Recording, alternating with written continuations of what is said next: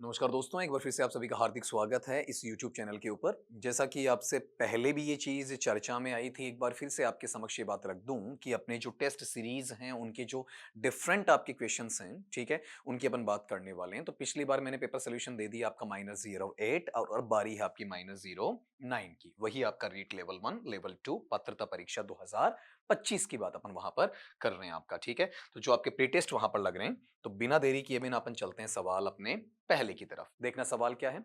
Which among the following is not an importance of multilingual approach.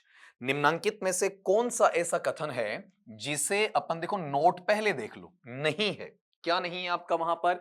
Importance या महत्व का हिस्सा नहीं है किसमें? उस अप्रोच या उस उपागम में जिसको अपन मल्टीलिंगुअल या फिर बहुभाषावाद या बहुभाषिकता का नाम देते हैं। मल्टीलिंगुअलिज्म क्या होता है? लिंगुअल का मतलब रिलेटेड टू लैंग्वेज, मल्टी का मतलब क्या है?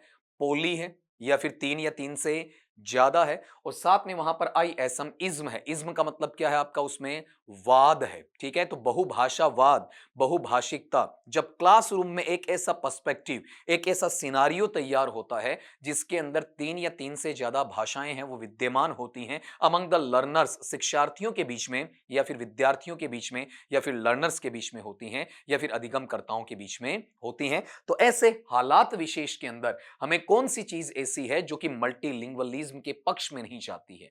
पहली बात, इट रीइंफोर्सेस, यह पुनर्बलन देता है। किस चीज को पुनर्बलन देता है? इस चीज को तुम्हें चेक करना वहां पर। पुनर्बलन किस बात के लिए? Phonological aspect. फोनोलॉजिकल का मतलब क्या है? रिलेटेड टू साउंड, ध्वनि से जुड़ा हुआ।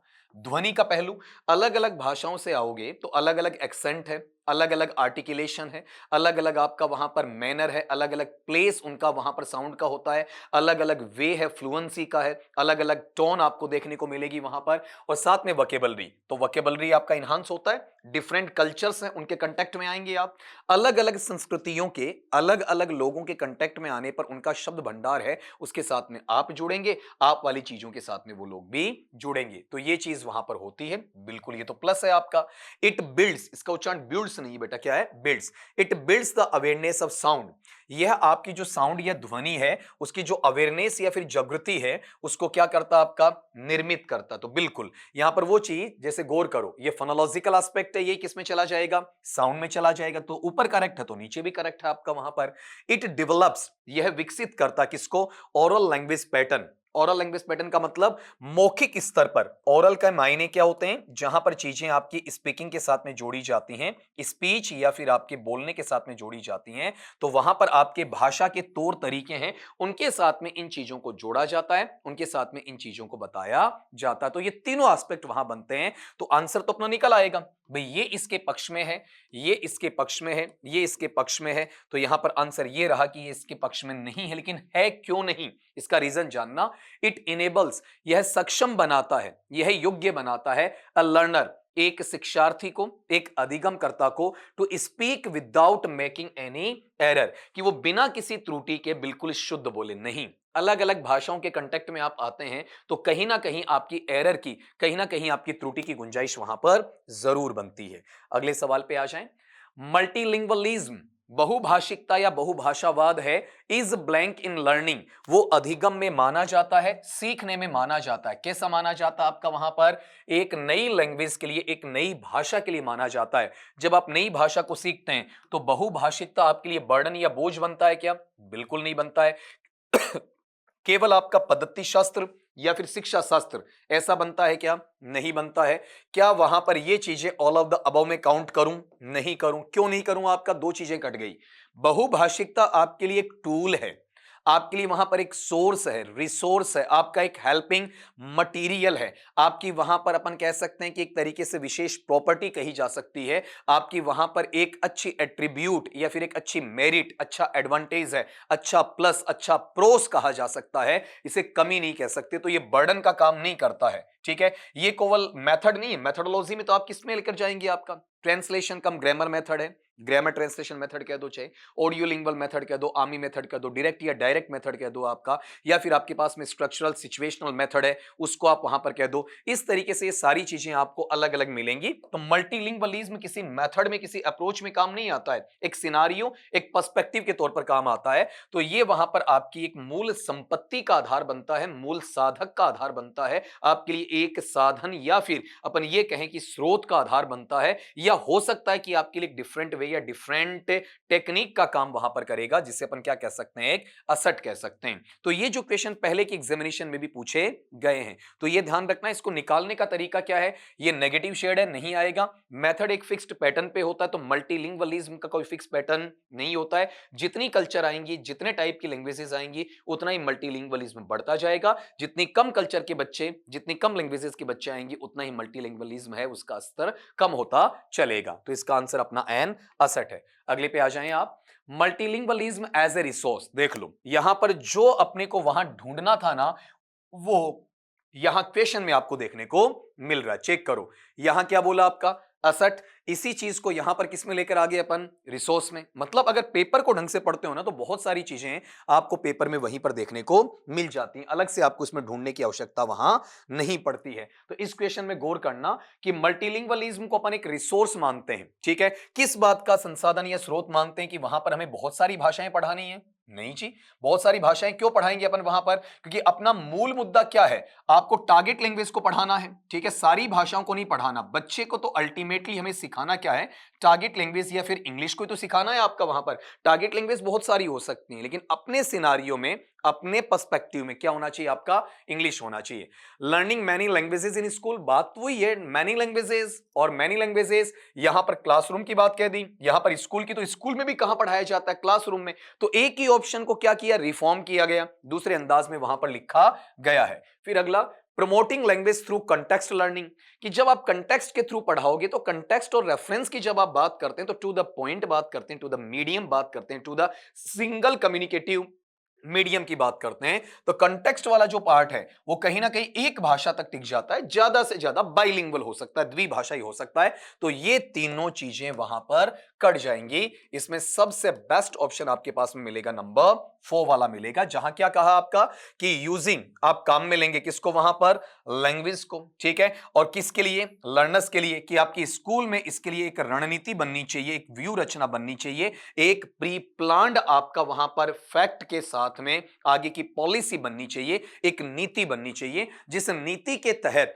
आप इन चीजों को आगे बढ़ा सकें, इन चीजों में बच्चों का सुधार कर सकें। वो भी ऑल राउंड डेवलपमेंट होना चाहिए, सर्वांगीण विकास होना चाहिए, या सर्वोत्तम स्थिति का विकास वहां पर रहना चाहिए, चहुमुखी, बहुमुखी, इस आधार पर जो उसकी वहां पर वर्सेटाइल पर्सनालिटी है, उसको डेवलप कर सके। तो जब भी मल्टीलिंगुअलिज्म आता है, तो बच्चे को सिखाते हैं, तो बच्चे अलग अलग क्या है, कल्चर के होते हैं, अलग अलग लैंग्वेज के लिए होते हैं। तो उनके लिए स्ट्रेटजी क्या, टीचर मल्टीलिंगुअल बने, या सब बच्चों को टारगेट लैंग्वेज में लेकर आए। दो ही ऑप्शन होते हैं, या तो टीचर क्या बने आपका, बहुभाषिक बन जाए, ज्यादा भाषाएं उसे आ जाए, या फिर सारे बच्चों को वो टारगेट लैंग्वेज में पारंगत कर दे। इसके अलावा तीसरा ऑप्शन वहां पर बचता नहीं है। तो इसका जो आंसर बनेगा, using the language of learners as strategy in school. अगले सवाल पे आओ। Which one of the following is true about multilingualism? Multilingualism है, उसके बारे में निम्नलिखित में से कौन सा कथन हमारे पास में वहां पर सही रहेगा, इसको आप पढ़ना जरा वहां पर। अगले ने पूछा है, उसके अकॉर्डिंग देखना। A person who speaks more than one language, multilingualism का मतलब क्या है, जहां पर जो बच्चा है वो 3 या 3 से ज्यादा भाषाएं बोलता है। और बहुत बार ऐसा होता है कि एक भाषा जो उसकी मदर टंग है, उसे जनरली कई बार वो बोलता भी नहीं है, या फिर एक ऐसी भाषा जिसे वो उसे जानता तो है लेकिन बोलता नहीं है। तो यहां पर 2 या फिर 2+ या फिर 3 या फिर आपका 3+, ये जो सारी सिचुएशन बनती हैं, वो सारी सिचुएशन किस में आती है बताओ, आपका वहां पर मल्टीलिंगुअलिज्म। अब आपके डाउट आ सकता है कि सर 2 वाले को तो अपन क्या कहते हैं, बाइलिंगुअल कहते हैं। बिल्कुल कहेंगे, लेकिन उसके पास में गाहे बगाए 2 ही हैं। कोई बच्चा जिसको 3 भाषाएं आती हैं, 2 को काम में ले रहा है, एक इनहेरिटेड उसके पास में है, पहले से पजेस करता है, लेकिन उसे स्पीक नहीं करता है, उसे यूज नहीं करता है, एग्जीक्यूट या इंप्लीमेंट नहीं करता है। ऐसे हालात में भी वो बच्चा क्या है, आपका मल्टीलिंगुअल है। तो मल्टीलिंगुअलिज्म का मतलब हमेशा ये नहीं होता है कि 3 या 3 से ज्यादा भाषाएं, या 4 या 4 से ज्यादा भाषाएं, ऐसा नहीं कहा जा सकता। वहां पर अपने पास में 1 से ज्यादा भाषा हो, अब उसके पास जानकारी करीबन 3 4 5 कितने की भी हो सकती है। यूज वो जनरली 2 भाषाएं लेता है, ठीक है। जैसे मैं और आप अपन हिंदी और इंग्लिश काम में ले रहे हैं, जरूरी थोड़ी है कि हमें हिंदी और इंग्लिश ही आती है, इसके अलावा भी भाषाएं आ सकती हैं। हमें उर्दू भी आ सकती है, हमें संस्कृत भी आ सकती है, हमें कोई दूसरी हरियाणवी पंजाबी भाषा भी आपकी आ सकती है। स्थानीय जो रियल मदर टंग है आपकी, जो वास्तविक मातृभाषा है, वो भी हमें काम में देखने को मिल सकती है। जो सारी चीजें हैं ना, ये सारी की सारी चीजें मल्टीलिंगुअलिज्म से जुड़ती हैं। तो एक ऐसा व्यक्ति जिसे वहां पर कम से कम एक से ज्यादा भाषाओं का ज्ञान हो, मल्टीलिंगुअलिज्म में आता है। अगली बात, वहां पर एक कम्युनिटी, एक ऐसा समुदाय जो किसका है, स्पीकर्स का है, ठीक है, जहां पर आपके पास में एक से ज्यादा जो लैंग्वेज हैं, वो लैंग्वेज वहां पर क्या रहती हैं, कॉमन रहती हैं। मतलब एक से ज्यादा भाषाओं को बोलने का काम वहां पर किया जाता है। तो गौर ये करना, वहां पर अपने पास में कम्युनिटी में भाषा एक है या एक से ज्यादा आ रही है। एक से ज्यादा तो वो सेम ही तो चीज है ना आपकी, बस उसका लैंग्वेज मोल्ड कर दिया गया।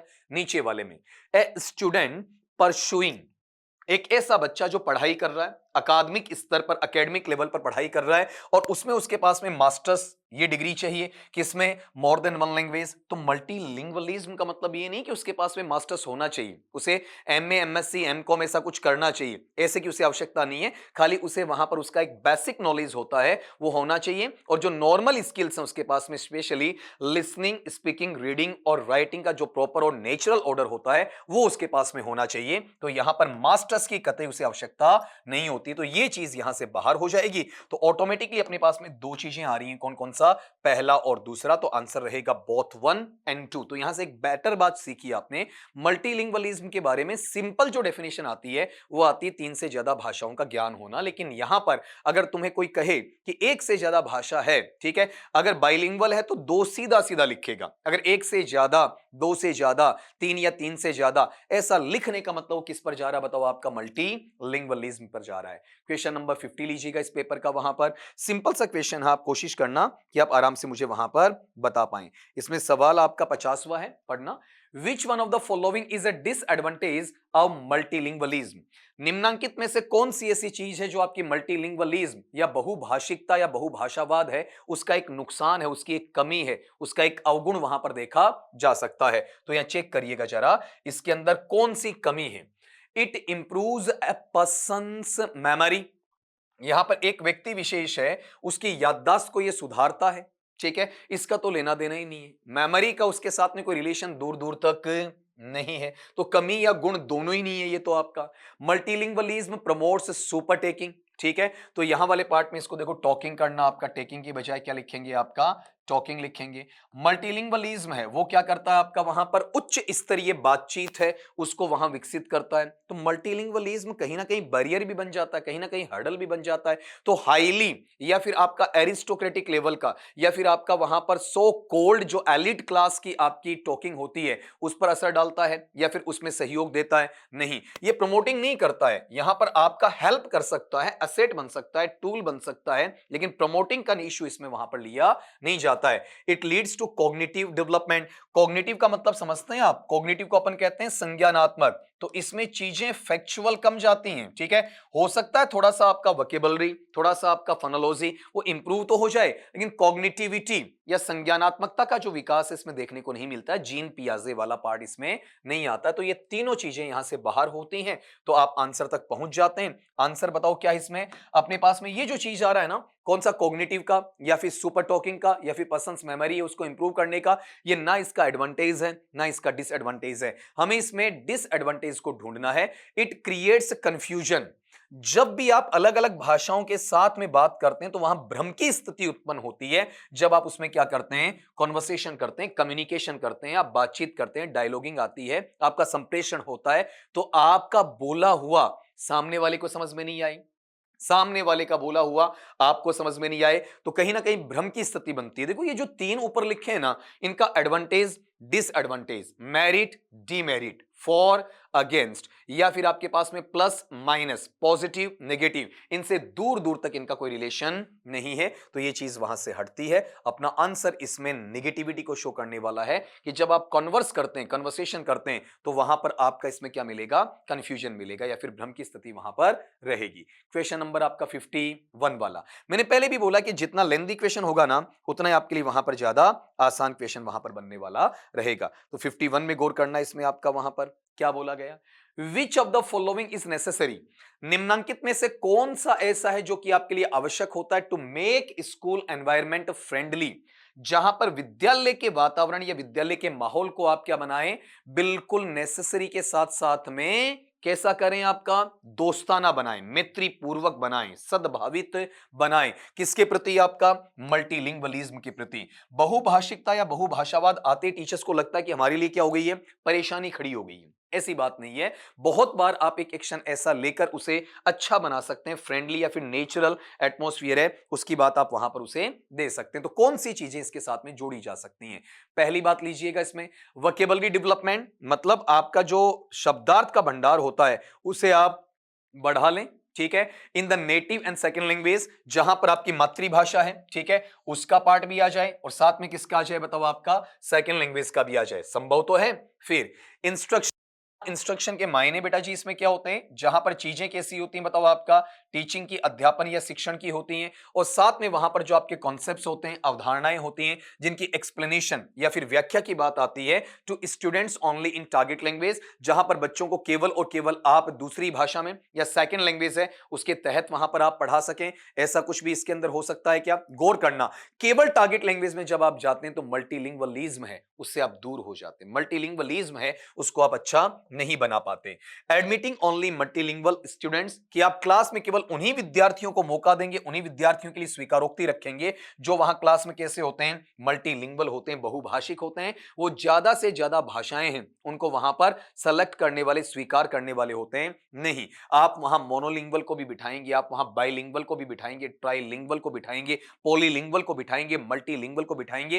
केवल और केवल मल्टीलिंगुअलिज्म का मतलब ये नहीं कि आप मल्टीलिंगुअल स्पीकर को ही लेकर आए, मल्टीलिंगुअल स्पीकर आ रहे हैं उनके लिए आप स्ट्रेटजी वहां पर बना रहे हैं, तो ये दो तीन चीजें यहां से क्या हो जाएंगी, आपकी कट जाएंगी। गौर करना, ये जो वर्ड है ना ओनली, ये इसमें निगेशन को शो करता है। अगला वर्ड यहां पर कौन सा, केवल टारगेट लैंग्वेज में पढ़ाना, ये यहां पर इसमें निगेशन को शो करता है। तो वही चीज पिछले पेपर्स की भांति कहूंगा कि अपने पास में यहां एग्जैक्टली तो नहीं कहेंगे कि अपने पास में जो नेटिव और सेकंड लैंग्वेज है उसकी वोकैबुलरी में डेवलपमेंट हो रहा है ना, ठीक है, तो वही आपका एनवायरमेंट फ्रेंडली बनाएगा। बल्कि आप ये कह सकते हैं कि इसमें कॉमन फ्रेजेस बना लें, कॉमन इडियम्स बना लें जो वहां अलग अलग लैंग्वेजेस में भी कॉमन रहती हैं, और वो चीज हर किसी भाषा के बच्चे को आराम से समझ में आ जाए। तो यहां बेटर चीज ये ऐड की जा सकती है कि इसमें अपने कुछ कॉमन वर्ड्स ले लिए जाएं, या फिर कुछ आपके कॉमन इडियम्स हैं उनको ले लिया जाए, या फिर कुछ कॉमन आपके वहां पर फ्रेजेस हैं उनको इसमें डाल दिया जाए, और उसके साथ में इसे आपका अटैच वहां पर करवा दिया जाए। तो ये पैटर्न यहां से जाएगा लगभग करीबी, ठीक है। जहां जहां ऑलमोस्ट होता है, जहां जहां करीबी होता है, उसको मैं लिखता चलूंगा आपका, ठीक है। एग्जैक्टली तो ये पार्ट आएगा जहां पर आप कॉमन वर्ड छांटते हैं, कॉमन इडियम्स छांटते हैं, कॉमन फ्रेजेस छांटते हैं डिफरेंट लैंग्वेजेस के अंदर, और उसके अंदर से उन चीजों को आप आगे की तरफ प्रोसीड करते हैं। अगला 52 लीजिएगा, नॉर्मल सा सवाल आपसे पूछा गया इसमें कि इनकरेक्ट स्टेटमेंट आपको वहां पर देना है जी, ठीक है, ये चीज आपको वहां पता करनी है। कौन से सवाल में, 52 में। देखो जरा आपका वहां पर इनकरेक्ट कौन सा है, मतलब असत्य कथन है, वो आपका इसमें कौन सा देखा जाना है, पता करिए। इसमें आपका वहां पर थोड़ा सा टाइम आपको मैं इसलिए देता हूं कि आप पता कर पाए और मुझे आसानी के साथ में वहां पर बता पाए। देखना जरा इसमें क्या बोला है, home language makes it easier for children to pick up and learn other languages. क्या बोला कि जो गृह भाषा है वो इस बात को आसान करती है कि जो सीखने वाले बच्चे हैं आसानी के साथ में उन शब्दों को उठाएं, चूज करें और दूसरी भाषा को आराम से सीख लें। बिल्कुल बिल्कुल ऐसा ही होता है इसके अंदर, ठीक है। दूसरी बात कि अपने पास में ये तो होता है ना आपका, ये तो करेक्ट स्टेटमेंट है आपका। Home language is a hindrance, कि होम लैंग्वेज है वो एक बाधा है, नहीं। होम लैंग्वेज बच्चे को सीखने में मदद करती है, तो बाधा तो बिल्कुल है नहीं, ठीक है। फिर one can learn A second language, home language की मदद से एक बच्चा द्वितीय भाषा टारगेट लैंग्वेज सीख सकता है, बिल्कुल सीख सकता है आपका। फिर अगला, home language develops a child's personal social and cultural identity. Home language की मदद से एक बच्चा है वो कहीं ना कहीं क्या करता है आपका, बताओ देखें, व्यक्तिगत है, सामाजिक है, और साथ में जो सांस्कृतिक पहचान होती है उसको आराम से वहां बढ़ा सकता है, उस चीज की पहचान रख सकता है, उसे आपका विकसित भी वहां पर कर सकता है। तो डेफिनेटली इट इज देयर, बच्चे में होम लैंग्वेज की वजह से सोशिएटल जो फोर्सेस होती हैं वो इन्वॉल्व होती हैं, और बच्चे का को करिकुलर या को स्कॉलस्टिक जो एक्टिविटीज होती हैं उनमें वहां पर इंटरेस्ट भी बढ़ता है। तो यहां पर ये चीजें, ये इसके फेवर की बात है, करेक्ट है, ये इसके फेवर की बात करेक्ट है, ये इसके फेवर की बात करेक्ट है। तो जो इनकरेक्ट है वो कौन सा बताओ, आपका नंबर 2 है। सीधी सी बात कि होम लैंग्वेज है वो हिंड्रेंस नहीं होता है, ऑब्स्टेकल या बैरियर नहीं। परीक्षा में आपको दो शब्द ये भी दे सकता है, कौन सा, ऑब्स्टेकल है, या फिर अपने पास में यहां पर क्या लिखा जा सकता है बताओ, बैरियर, बाधा, बिल्कुल नहीं, बल्कि ये टूल है, ये आपका सोर्स है, एक रिसोर्स है, एक वहां पर असेट कहा जा सकता है। अगले सवाल की तरफ बढ़ते हैं, क्वेश्चन नंबर आपका 53 वाला, इसको चेक करना, देखें आपका 53 वाले सवाल में अगला हमसे पूछना क्या चाह रहा है, देखो देखें। The use of home language helps in, जो गृह भाषा है आपकी वो हमारा यूज करने पर मदद का कौन सा काम करती है, किस चीज में हमारी सहायता करती है, बताओ। हमें ट्रांसलेशन, अनुवाद करने में मदद करती है, बिल्कुल करती है, ठीक है, क्योंकि हमें कौन सी भाषा अच्छी लगती है, आपका होम लैंग्वेज अच्छी लगती है। हमें वहां पर वोकैबुलरी या शब्द भंडार को बढ़ाने में, उसका अधिगम करने में मदद देती है, बिल्कुल देती है, वो हमारे लिए आसान हो जाती है। लेकिन स्पीकिंग इंग्लिश नहीं, टारगेट लैंग्वेज है ना, टारगेट लैंग्वेज की तरफ नहीं जाता, सहायता करती है, लेकिन जो फ्लुएंसी आनी चाहिए टारगेट लैंग्वेज में वो तब आएगी जब आप डायरेक्ट मेथड या डायरेक्ट मेथड में पढ़ेंगे, इंग्लिश टू इंग्लिश पढ़ेंगे, target language to target language पढ़ेंगे, तो स्पीकिंग इंग्लिश वाला काम इसके अंदर वहां पर नहीं होता है। ये तो केवल तभी होगा जब आपकी फ्लुएंसी जनरेट होगी, और फ्लुएंसी कब आएगी, जब आप टारगेट टू टारगेट पढ़ेंगे, उसमें मदर टंग या फिर होम लैंग्वेज है उनका खास रोल वहां पर नहीं होता है। तो ये दो चीजें करती हैं, इसका मतलब आंसर इसमें कौन सा रहेगा, बोथ 1 एंड 2 रहेगा। अनुवाद करने में आपका गृह भाषा मदद करती है, और साथ में नई वोकैबुलरी सीखने में भी आपका गृह भाषा मदद करती है। अगर आपका फ्लुएंसी लानी इंग्लिश के अंदर, तो वो आपको टारगेट लैंग्वेज से टारगेट लैंग्वेज में जाना पड़ेगा। अगली बात पे आओ, ये बहुत बढ़िया सवाल है, इस पेपर का सबसे अच्छा सवाल इसे माना जा सकता है, आपका 54 वाले को देखना जरा, वहां पर आपका सवाल क्या है। अकॉर्डिंग टू एनसीएफ 2005, एनसीएफ का फुल फॉर्म क्या है, नेशनल करिकुलम फ्रेमवर्क है आपका, लर्निंग ऑफ इंग्लिश एम्स, इसके तहत आपका अंग्रेजी का अधिगम इस बात पे लक्ष्य साधता है, इस बात की विशिष्ट उद्देश्यता है, वो आपको प्रारूपित करता है, संरचित करता है। तो आपको डरने की बात नहीं है कि सर हम इसमें क्या ये एनसीएफ 2005 पढ़ें, ना बेटा, इसके लिए पढ़ने की आवश्यकता नहीं पड़ेगी। रीजन बताता हूं, बेसिक्स पे फोकस करना है, जो हम अलग अलग अप्रोचेज में, अलग अलग मेथड्स में पढ़ते हैं, उसके अकॉर्डिंग वहां पर निकालेंगे कि कहां पर फोकस आता है। टू इनेबल नॉलेज, कि बच्चे का जो ज्ञान है उसको हम सक्षम बनाएं, उसको हम समर्थ बनाएं, कहां पर, उस एक्विजिशन या उस अर्जन की तरफ जहां पर हमारी लिटरेसी, तो बेटा लिटरेसी स्किल्स कौन सी होती हैं, रीडिंग और राइटिंग, और साथ में क्या आता है, अर्थमेटिक, ठीक है, अंक गणितीय ज्ञान वहां पर होना चाहिए। तो मुझे एक चीज आप बताओ कि बच्चे को अगर आपको वहां पर अच्छा बनाना, तो केवल रीडिंग राइटिंग चाहिए या लिसनिंग स्पीकिंग भी चाहिए, दोनों चाहिए ना, ग्रामेटिकल या लिंग्विस्टिक कॉम्पिटेंस भी चाहिए, साथ में कम्युनिकेटिव कॉम्पिटेंस भी वहां पर चाहिए, दोनों चाहिए होती है इसमें। साथ में इसका जो डेवलपमेंट या विकास की स्थिति आती है किसमें, वहां पर एक इंस्ट्रूमेंट या फिर एब्स्ट्रैक्ट थॉट में आती है, तो ये केवल अमूर्त विचार की तरफ बढ़ेगा। एब्स्ट्रैक्ट का मतलब अमूर्त नहीं, मूर्त भी तो आना चाहिए, वास्तविक भी आना चाहिए, रियल, उसमें भी बच्चा केपेबल होना चाहिए। तो अपन ये कह सकते हैं कि सिंपल टू कॉम्प्लेक्स जाए, ठीक है, या फिर अपन ये कह सकते हैं कॉन्क्रीट टू एब्स्ट्रैक्ट जाए, मूर्त से अमूर्त की तरफ, ऐसा तो संभव है आपका, लेकिन ऐसा नहीं हो सकता कौन सा, अकेला एब्स्ट्रैक्ट आए, या फिर ऐसा नहीं हो सकता अकेला लिटरेसी स्किल वहां पर जाए। तो 2005 वाली ये डेफिनेशन तो नहीं हो सकती ना, जिसमें बच्चे को आधा अधूरा ज्ञान मिले, पूरा नहीं मिले।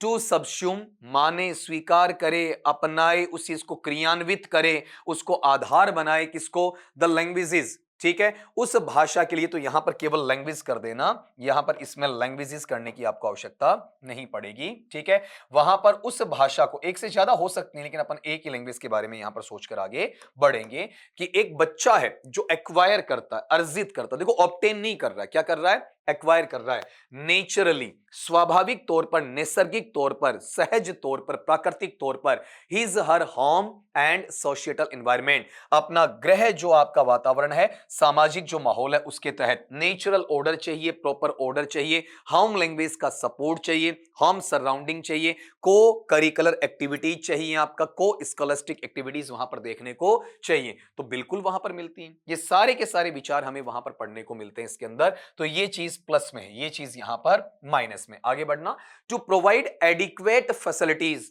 आप प्रदत्त करेंगे, उपलब्ध करवाएंगे, पर्याप्त तौर पर वो सुविधाएं उपलब्ध करवाएंगे जो कि राज्य स्तरीय लेवल की होती हैं या उस स्टैंडर्ड की होती हैं, किसके लिए, उस इंस्ट्रक्शन, इंस्ट्रक्शन के मायने यहां किसके लिए हैं, अनुदेशन के लिए हैं, टीचिंग के लिए हैं, जो इंग्लिश लैंग्वेज में होनी चाहिए प्राइमरी स्टेज ऑफ एजुकेशन। गलत बात है, संवैधानिक स्तर पर भी हम अनुच्छेद के तहत भी कह सकते हैं कि हमें प्राइमरी जो क्लासेस होती हैं उन्हें मदर टंग में या नेटिव टंग में पढ़ाया जाना चाहिए, उन्हें सेकंड लैंग्वेज में वहां पर पढ़ाया नहीं जाना चाहिए, साफ साफ वहां पर मना किया जाता है। अभी जो एनईपी आया है आपका, न्यू एजुकेशन पॉलिसी 2020 वाला, उसके अंदर भी साफ साफ कहा है कि प्राथमिक कक्षाओं को आपको वहां बच्चे को उसकी मातृभाषा में पढ़ाया जाना चाहिए। तो यहां पर आप ये कहते हैं कि प्राइमरी स्टेज पे बच्चे को इंग्लिश पढ़ाओ, बच्चा उसके साथ कनेक्ट ही नहीं कर पाएगा, बच्चा उसके साथ जुड़ ही नहीं पाएगा, तो आप कैसे कवर करवाएंगे? तो ये चीज भी क्या बताओ आपका इनकरेक्ट है, इस चीज पर एम नहीं हो सकता है।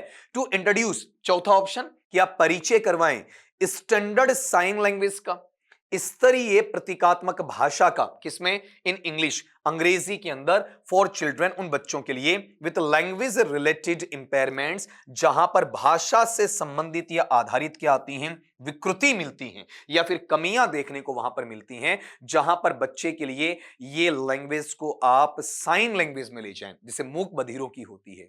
तो जरूरी है कि सब बच्चे उसी भाषा में सीखें, साइन लैंग्वेज उनके लिए लेकर आओ ना जो बच्चे उस चीज में हैंडीकेप से फील करते हैं, जो बच्चे उस चीज में आपका विकलांगता महसूस करते हैं, जिन्हें दिव्यांग की श्रेणी में रखा जाता है, वहां तक ठीक है। हर एक बच्चे के लिए आप वहां पर साइन लैंग्वेज इस्तेमाल नहीं कर सकते, गौर करना वहां पर। दूसरी बात कि सर हम ये पढ़ रहे हैं कि ऐसे बच्चे जिनको ऑलरेडी क्या लैंग्वेज रिलेटेड इंपेयरमेंट्स हैं, तो उनके लिए साइन लैंग्वेज लेकर आए, तो केवल और केवल एनसीएफ का ये थोड़ी है, इंग्लिश में सभी बच्चे शामिल हैं, ये बच्चे शामिल है तो दूसरे बच्चे भी शामिल है आपका, तो ये पूर्ण आधार तो उसका माना नहीं जा सकता ना। तो ये भी अपने आप में क्या नहीं है, उसका स्पेसिफिक या फिर जेनेरिक एम नहीं है। तो चीजें कट जाती हैं यहां से, ये कट जाएगा, ये कट जाएगा आपका वहां पर, ये भी कट जाएगा, ये कट जाएगा। मतलब आपको ये देखना है कि बच्चे को जब आप सिखाना चाहते हैं तो उसका एनवायरमेंट, हाउस का, होम का एनवायरमेंट, सोसाइटी का, सोशल एनवायरमेंट, आपका नेचुरल एनवायरमेंट उसे मिलना चाहिए, आर्टिफिशियलिटी वहां पर होनी नहीं चाहिए। चलो अगले सवाल की तरफ, बहुत बहुत ज्यादा आसान सवाल आपसे वहां पर पूछा गया है, इसको आप चेक कर लें। क्वेश्चन नंबर आपका 55 वाला है, देखें जरा आप वहां पर क्या बोला गया। The one who speaks more than to languages is called, एक व्यक्ति जो क्या करता है, दो से ज्यादा भाषाएं बोलता है। ठीक है, वन का मतलब पर्सन, स्पीक्स का मतलब बोलता है, मोर देन टू लैंग्वेजेस, दो भाषाओं से ज्यादा भाषाएं वहां पर बोलता है, उसे क्या कहा जाता है? तो गौर करना, यहां पहला वर्ड है लिंग्विस्ट। लिंग्विस्ट का अगर मैं मीनिंग लेता हूं, बताओ लिंग्विस्ट का मीनिंग क्या है? यहां पर आपका भाषाविद है। बाइलिंगुअल को अगर मैं कहूंगा तो ये बंदा कौन सा है? द्विभाषी, जो दो भाषाएं आपका वहां पर बोलता है। पॉलीग्लॉट का मतलब क्या है? जो बंदा बहुभाषी है, जो अपने पास में तीन या तीन से ज्यादा भाषाएं हैं उनको बोलता है। मोनोलिंगुअल का मतलब क्या है? जो आपका एक भाषाई या फिर एकल भाषी है, जो वहां पर एक भाषा बोल पाता। तो आराम से आपका मीनिंग निकल गया होगा। वन वर्ड अगले ने आपसे पूछा है कि दो से ज्यादा भाषाएं बोलने वाला, मतलब तीन वाला, तो तीन वाले को मैं क्या कह सकता हूं वहां पर? ट्राइलिंगुअल। लेकिन मुझे यहां पर कहीं पर ये लिखकर नहीं दिया हुआ है, मतलब तीन से ज्यादा है, तीन से ज्यादा वाले पार्ट में मैं कहां लेकर जा सकता हूं?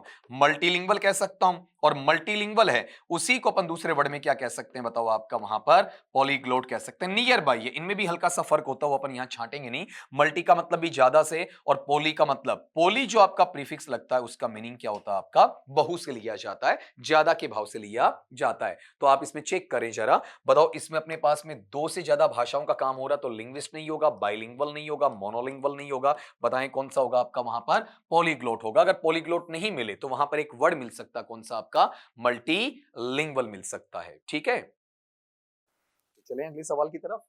नेक्स्ट क्वेश्चन लीजिएगा, क्वेश्चन नंबर आपका 56 वाला है, इसको देखिएगा जरा। 56 के सवाल में अगला हमसे पूछना क्या चाहता है, one of the task of the teacher in communicative language teaching is to. बहुत आसान सवाल हो गया, कम्युनिकेटिव लैंग्वेज टीचिंग है, इसके मायने बताओ किससे लिया जाएगा आपका वहां पर। इसे सिंपल वे में शॉर्ट में आप क्या कहते हैं वहां पर, सीएलटी कहते हैं। बहुत बार बच्चों ने मेरे से ये सवाल पूछ लिया कि सर होम लैंग्वेज है, मल्टीलिंगुअलिज्म है, क्या वहां पर ये एक ही पार्ट में। तो बेटा जी एक चीज ध्यान रखना, कहीं पर ये हिडन है, कहीं पर ये एक्सपोज्ड है।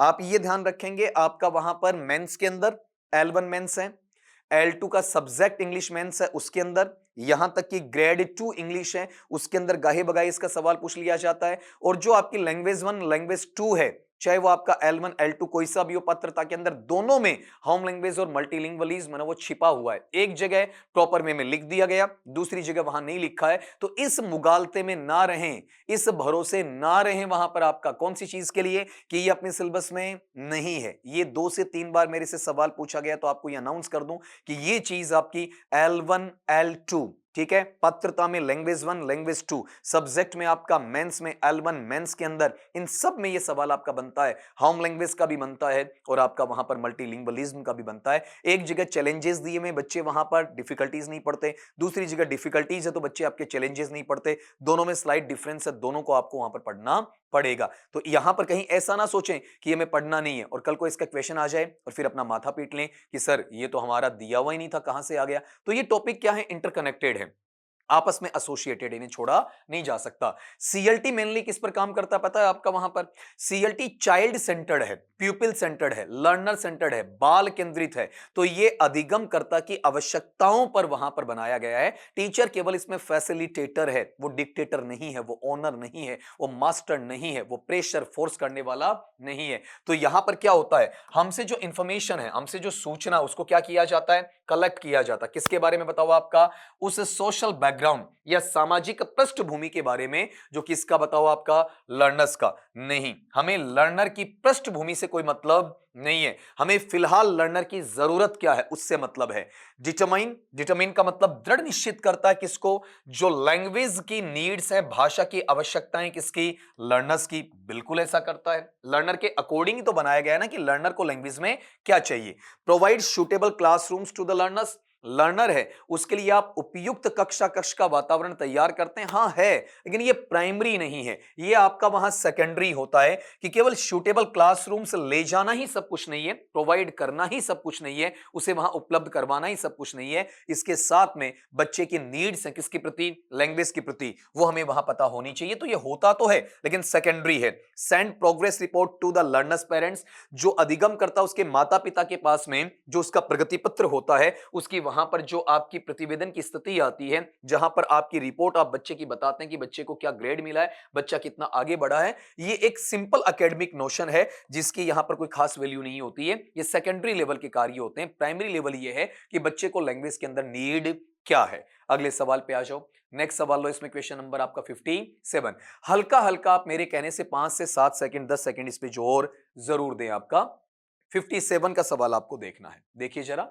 Which one of the following is the most important element in communicative language teaching? फिर से सवाल हमारे पेपर सेटर ने किसका पूछा भाई, आपका वहां पर सीएलटी का सवाल पूछा है, ठीक है। और जब आप सीएलटी की बात करते हैं तो यहां पर जो एलिमेंट है, एलिमेंट का मतलब आपका क्या वहां पर घटक क्या है, इसका वहां पर तत्व क्या है, ठीक है, इसका वहां पर पक्ष क्या है, मतलब कुल मिला के इसका एक फीचर हमें ढूंढना है।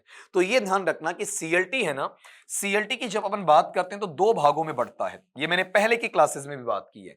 पहला कौन सा, जहां पर आप बात किसकी करें, लिंग्विस्टिक कॉम्पिटेंस की बात करें, भाषाई प्रतिस्पर्धा है उसकी अगर आप बात करते हैं, जिसमें हमें क्या चाहिए होता है, एक्यूरेसी चाहिए होता है, शुद्धता वहां पर चाहिए होती है। और एक्यूरेसी कहां से आती है आपकी, ग्रामर से आती है, व्याकरण से आती है। और ये किस पर बात करती है, आपका फॉर्म पर बात करती है, ठीक। लेकिन दूसरा इसमें जो कॉम्पिटेंस आता है, उस कॉम्पिटेंस को अपन क्या नाम देते हैं, आपका कम्युनिकेटिव कॉम्पिटेंस नाम देते हैं। संप्रेषणात्मक जो दक्षता है, प्रतिस्पर्धा है, उसकी बात वहां पर बताई जाती है। और उसमें एक्यूरेसी नहीं है, बल्कि उसमें जो टर्म आता है उसे क्या कहेंगे, आपका फ्लुएंसी कहेंगे। फ्लुएंसी का मतलब धारा प्रवाहिता का भाग उसे कहेंगे। और ये जो मैनर आता है, ये मैनर आपका ग्रामर की बजाय सीधा सीधा किस में जाता है, आपका वहां पर कम्युनिकेशन में जाता है। और जब आप कम्युनिकेशन की बात करते हैं, तो यहां पर हमें इसमें फॉर्म की आवश्यकता नहीं है, बल्कि किसकी आवश्यकता, उसके मीनिंग की आवश्यकता है। तो कहने का मतलब मीनिंग और फॉर्म दोनों इसमें आते हैं, लेकिन जो प्राइमरी हमें रखना है वो ये रखना है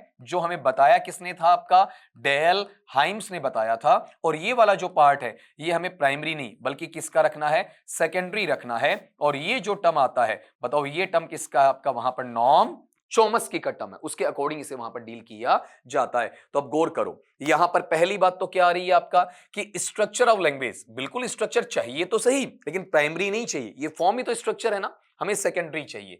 फिर दूसरा, रीडिंग स्किल नहीं, सबसे पहले हमें क्या चाहिए, फ्लुएंसी। फ्लुएंसी किस में आता है, लिसनिंग और स्पीकिंग में आता है, ठीक है। फिर मेमोराइजेशन ऑफ ग्रामेटिकल रूल्स, व्याकरणीय नियमों को याद करना, रट्टा मारना। तो ये तो जो फंक्शन है बेटा जी किसका है, टीसीजी, ट्रांसलेशन कम ग्रामर मेथड का है, या फिर जीटी, ग्रामर ट्रांसलेशन मेथड का है। और यहां पर भी अपन लेते हैं तो ये इसका सेकेंडरी है, प्राइमरी नहीं है। तो ये जो चीजें हैं, ये तो बिल्कुल है ही नहीं, ये सेकेंडरी है, ये भी आपका सेकेंडरी है। तो हमें सबसे पहले जो फोकस देना है वो किस पर देना है, उसके मीनिंग पर। अगर आपको वहां पर ऐसा पूछ लिया जाए कि ये फॉर्म पे काम करता है या फंक्शन पे, तो आपको ये बताना कि किस पर काम करेगा, फंक्शन पे, ठीक है। फॉर्म ना दे, ठीक है, तो यहां स्ट्रक्चर दे देगा, ठीक है। और अगर वहां पर ये स्ट्रक्चर या फॉर्म के विपरीत ले जाना है, तो इधर मीनिंग और फंक्शन पे आ जाओगे। यहां पर अपना फॉर्म है, फॉर्म के अपोजिट यहां ले जाओ फंक्शन पर, स्ट्रक्चर के अपोजिट कहां ले जाओ, आपका मीनिंग पर। तो सीएलटी में पहला काम मीनिंग पर होता है, दूसरा काम आपका वहां पर आप ये कह सकते हैं कि फंक्शनल होता है। तो अपन ये भी लिख सकते हैं, बहुत जगह आपको ये लैंग्वेज रेफरेंस बुक में देखने को मिलेगी, मीनिंग इज पैरामाउंट। पैरामाउंट का मतलब प्रमुख है, प्रभावी है, मुख्य है, इस तरीके से बोला जाएगा। अगले सवाल पे आ जाएं।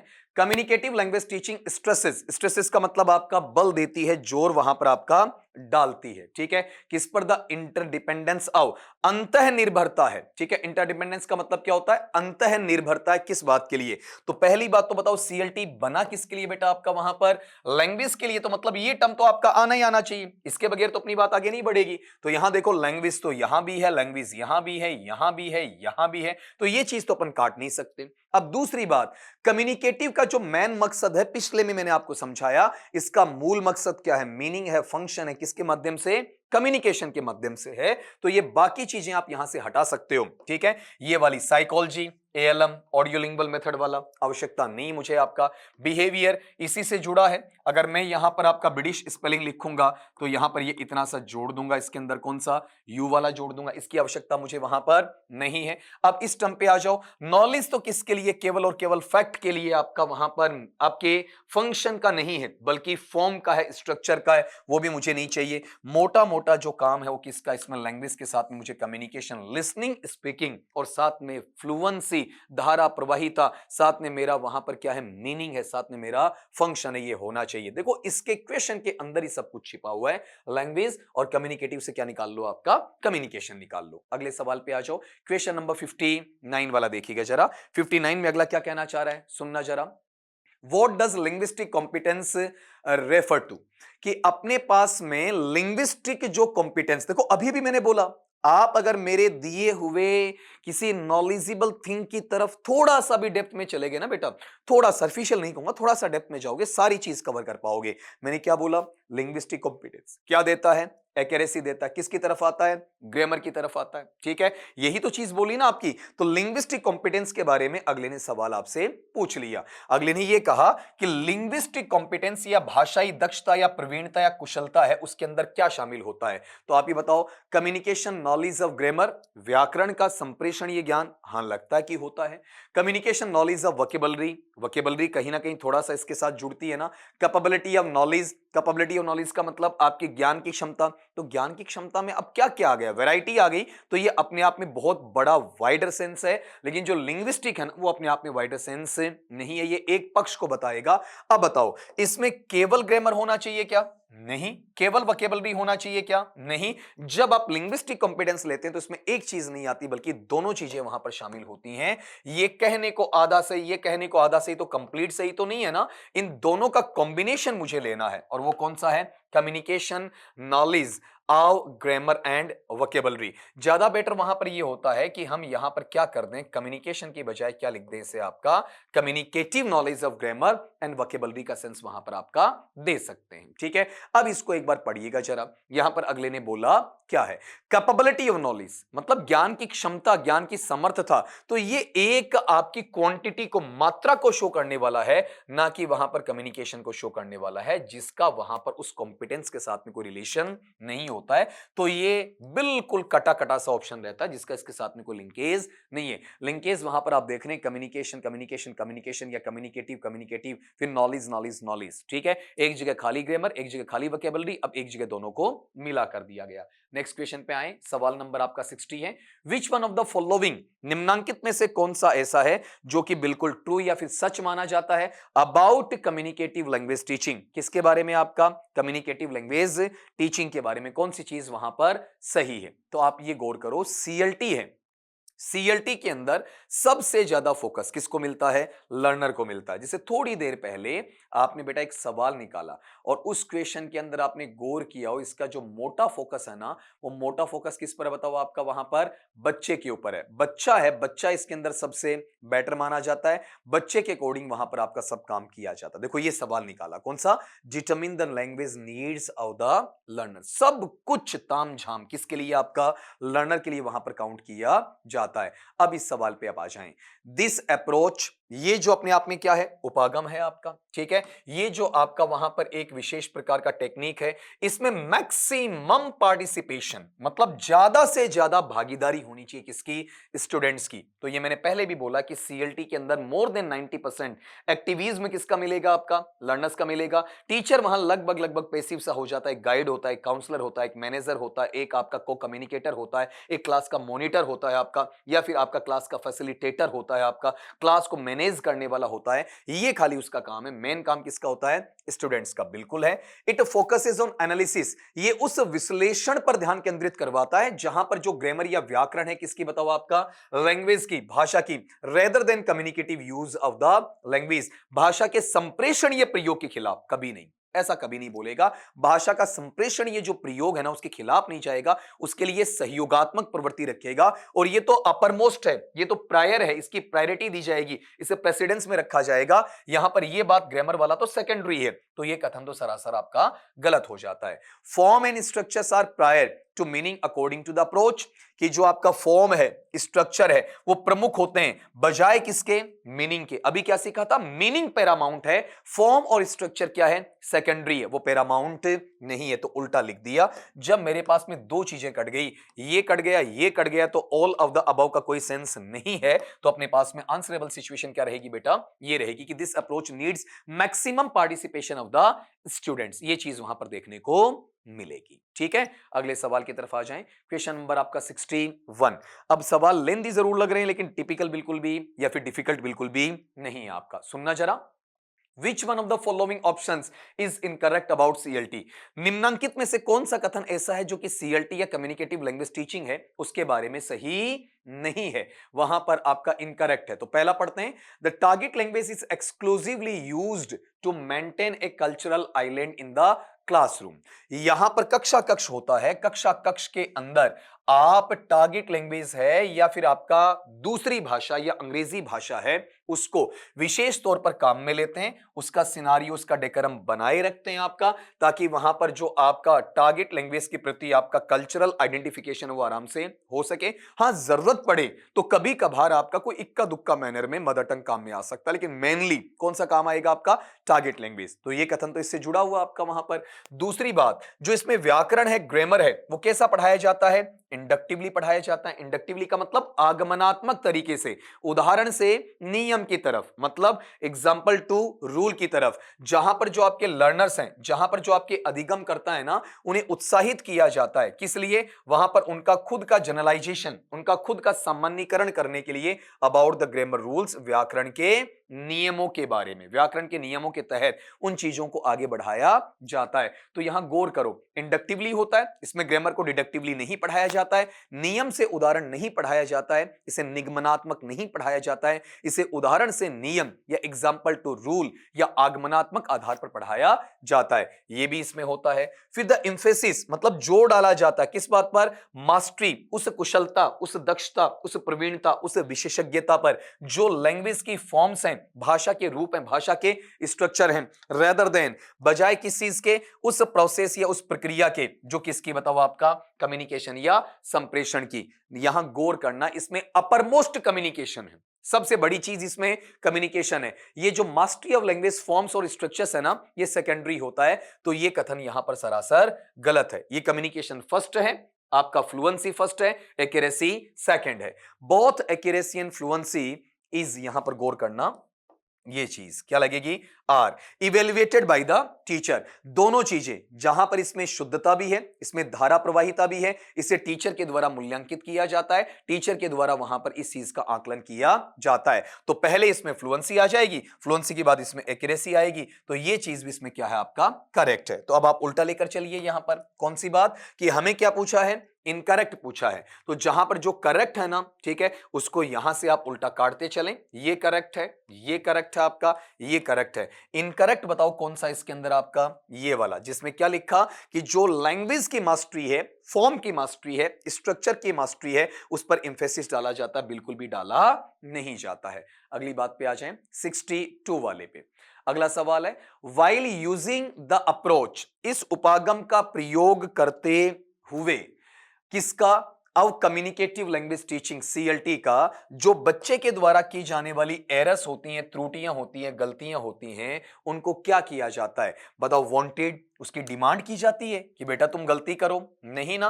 क्या गलतियों को इनकरेज्ड, उत्साहित किया जाता है? नहीं ना। क्या गलतियां करने की आवश्यकता महसूस की जाती है? नहीं ना। गलतियों को थोड़ा सा सहन या बर्दाश्त किया जाता है कि बच्चा ट्रायल एंड एरर, त्रुटि और प्रयास का जो सिद्धांत है उसके तहत कुछ गलतियां करेगा, गलतियां करके वहां पर सीखेगा, लर्निंग बाय डूइंग करके सीखने वाला रहेगा, और उसके साथ में अपने आप को कोरिलेट वहां पर करेगा। जब बच्चे क्या करते हैं? आपका टारगेट लैंग्वेज को यूज करते हैं, तो यूज करने का मतलब वहां पर उनकी गलतियां होना स्वाभाविक है, नेचुरल है, प्राकृतिक है, नैसर्गिक है, सहज है, बड़ा नॉर्मल होता है। ऐसी गलतियों को अवॉइड नहीं करना, बल्कि उन्हें क्या करना? आपका वहां पर इंड्योर करना। ठीक है, अवॉइड करने का मतलब उपेक्षा करके छोड़ दिया ना, उन्हें आप क्या करते हैं? वहां पर टॉलरेट करते हैं, इंड्योर करते हैं, और उसके बाद में वक्त आने पर सुधारते हैं। पहले कोशिश करेंगे कि बच्चा खुद उनको क्या करे? आपका सेल्फ करेक्ट करे। सेल्फ करेक्ट नहीं कर पाता है तो मदद ले, किसकी ले? अपने वहां पर पीयर की मदद ले, मतलब हम वयस्क या हम उम्र है उनकी मदद ले, और उसके बाद में वो किसकी तरफ अपनी उम्मीद रखे? आपका टीचर की तरफ। तो पहले 2 स्टेप पार करे, उसके बाद में तीसरी स्टेप पर कहां जाए? आपका फैसिलिटेटर या टीचर की तरफ आ जाए। तो सीधा सीधा याद रख लो कि सीएलटी में बच्चे की गलती को बर्दाश्त किया जाता है, सहन किया जाता है, और वक्त आने पर उसे खुद को शुद्ध करने के लिए मोटिवेट किया जाता है। नहीं कर पाता है, हम उम्र या समवयस्क जो बच्चे जिन्हें इंग्लिश में पीयर कहते हैं, उनके अकॉर्डिंग वहां पर हेल्प लेने को कहा जाता है। अगर वो भी नहीं ले पाता है बच्चा, तो क्या करेंगे? बताओ। देखें, आपका वहां पर डेफिनेटली क्या करना पड़ेगा? बताओ। देखें, आपका टीचर की तरफ जाना पड़ेगा। टीचर को अंदाजा हो जाएगा कि मुझे इस बच्चे को यहां यहां क्या करना है, आपका समझाना है। अगली बात पे आओ, क्वेश्चन नंबर 63। वहीं फिर से कम्युनिकेटिव अप्रोच का ही आपका सवाल है, मिलाइएगा जरा इसमें। क्या बोला? Communicative approach is an approach. Communicative approach अपने आप में एक ऐसा अप्रोच या उपागम है, एक ऐसी विधि या पद्धति है, एक ऐसा तरीका, एक ऐसी तकनीक है जहां पर लैंग्वेज टीचिंग है, भाषा का जो शिक्षण है, वो इस बात पर एम्फेसाइज करता है, जोर डालता है। कैसे? वहां पर बोथ द मीन्स, दोनों रूपों में, ठीक है, कि वहां पर ये आपका स्रोत संसाधन भी बनेगा और साथ में अंततोगत्वा एक लक्ष्य भी बनेगा। किसका? स्टडी का बनेगा। तो आप गौर करना, क्या इसका मतलब केवल और केवल फॉर्म है? ना, फॉर्म के साथ में क्या चाहिए, मीनिंग भी चाहिए। अब फॉर्म ही तो क्या बन रहा है, स्ट्रक्चर, तो दो तो मिलते जुलते आ गए ना, तो इनको तो नहीं लेंगे अपन, ठीक है। प्रैक्टिस, केवल ड्रिल चाहिए, केवल अभ्यास चाहिए, जब ड्रिल ही चाहिए होता है, ठीक है, तो अपन डॉक्टर वेस्ट की सब्स्टिट्यूशन मेथड की तरफ चले जाएं आपका, ठीक है, या फिर अपन ऑडियो लिंगुअल की तरफ चले जाएं, या फिर स्ट्रक्चरल सिचुएशनल बेसिस पे चले जाएं। तो हमें क्या चाहिए, बच्चे और टीचर के बीच में इंटरेक्शन चाहिए। तो मैंने बताया है कि यहां लर्नर टू लर्नर, ठीक है, अधिगमकर्ता से अधिगमकर्ता, या फिर आपका लर्नर टू टीचर, या टीचर टू लर्नर, या learner to user, user to learner. सबके बीच में क्या चाहिए, परस्पर क्रियात्मक भाव चाहिए, एक से दूसरे में, दूसरे से पहले में, इस तरीके से। तो जो आपका इंटरडिपेंडेंस का भाव है, इंटरेक्शन का होना चाहिए। यहां ज्यादा इंटरेक्शन इनमें होता लर्नर से लर्नर में, जरूरत पड़ने में लर्नर से टीचर से, कभी कभार टीचर से लर्नर में, और ये सोसाइटी में बाहर जब जाएंगे, आउटसाइड द क्लासरूम जाएंगे, तो लर्नर टू यूजर और यूजर टू लर्नर, उनके बीच में भी आपका इंटरेक्शन देखने को मिलेगा। क्वेश्चन नंबर आपका 64 लीजिएगा। कम्युनिकेटिव लैंग्वेज टीचिंग है, ठीक है, उसको क्या करना है, कंसर्न विथ, मतलब उसे जोड़ा जाता है, किसके साथ में जोड़ा जाता है। सुनो, आप मुझे बताओ, कम्युनिकेटिव लैंग्वेज टीचिंग है, उसमें कौन कौन सी स्किल काम आएंगी, चारों काम आएंगी ना, LSRW, इसमें लिसनिंग भी चाहिए, इसमें स्पीकिंग भी चाहिए, इसमें रीडिंग भी चाहिए, और इसमें क्या चाहिए आपका, राइटिंग भी चाहिए। लिसनिंग, स्पीकिंग, रीडिंग, राइटिंग, चारों पक्ष इसमें आपको वहां पर देखने को मिलेंगे। तो यहां अगले ने कहा क्या, कि जब मेरे पास में क्या है, वोकेबलरी है, शब्द भंडार है, उसका मुझे क्या करना है, टीचिंग करना है, साथ में वहां पर जो व्याकरण के नियम है उन्हें मुझे पढ़ाना है, और प्लस में एक चीज और, किसके लिए, स्पेलिंग और लैंग्वेज के लिए। तो बताओ, केवल इतना ही पार्ट है क्या, सिर्फ वोकेबलरी करवाता है, नहीं, सिर्फ ग्रामर रूल्स बताता है, सिर्फ वहां पर स्पेलिंग है, या फिर आपका स्पेलिंग के रूल्स हैं वो बताता है, ये तो अपने आप में कंफर्म नहीं है ना, क्योंकि सेकेंडरी हो गया। ग्रामेटिकल का मतलब लिंग्विस्टिक आपका एक्यूरेसी है, कॉम्पिटेंस है, वो सेकेंडरी होता है। फिर अगली चीज, teaching language to learners for written test, कि केवल और केवल लिखित परख है उनके लिए पढ़ाया जाए ना, गलत बात है वहां पर। Interpreting grammar rules to suit the audience, जो अब लर्नर नहीं है बल्कि जो ऑडियंस आ रहे हैं उनके लिए उपयुक्त बनाने के लिए आप व्याकरण के नियम हैं उनकी व्याख्या करोगे, उनका उत्प्रेक्षण करोगे, तो केवल व्याकरण कहां चलेगा। तो आंसर आपके पास मिल रहा है ना, लेकिन इस आंसर को समझिए। एक पेपर में आपसे यह पूछा गया रिसेप्टिव स्किल्स क्या है, आपसे यह पूछा गया प्रोडक्टिव स्किल्स क्या है, अब इन दोनों को मिलाकर आपसे पूछ लिया गया। तो रिसेप्टिव का मतलब है जो ग्राह्य होती है, और प्रोडक्टिव का मतलब ये होता है जिससे आप प्रदान करते हैं, कुछ देते हैं। तो L और R मैंने बोला भी था, 1 और 3, S और W ये भी मैंने बोला था, 2 और 4। लिसनिंग हम सुन रहे हैं, कुछ प्राप्त हो रहा है, रीडिंग हम पढ़ रहे हैं, हमें कुछ प्राप्त हो रहा है, तो ये दोनों बताओ कैसी हैं, रिसेप्टिव। स्पीकिंग हम कुछ बोल रहे हैं, राइटिंग हम वहां पर कुछ लिख कर किसी को दे रहे हैं, तो ये चीज कैसी बताओ, आपका वहां रिसेप्टिव है या प्रोडक्टिव है, प्रोडक्टिव है। तो हमें दोनों चाहिए ना, रिसेप्टिव भी चाहिए और साथ में क्या चाहिए बताओ, आपका प्रोडक्टिव भी चाहिए। ये दोनों चीजें आपको वहां पर देखने को मिलेंगी, ठीक है, इसके अकॉर्डिंग ये डीलिंग आ जाएगा। तो कम्युनिकेटिव लैंग्वेज टीचिंग है, उससे अपन किसके साथ में कंसर्न करें, बताओ किसके साथ में जोड़ें आपका वहां पर, इन चीजों के साथ।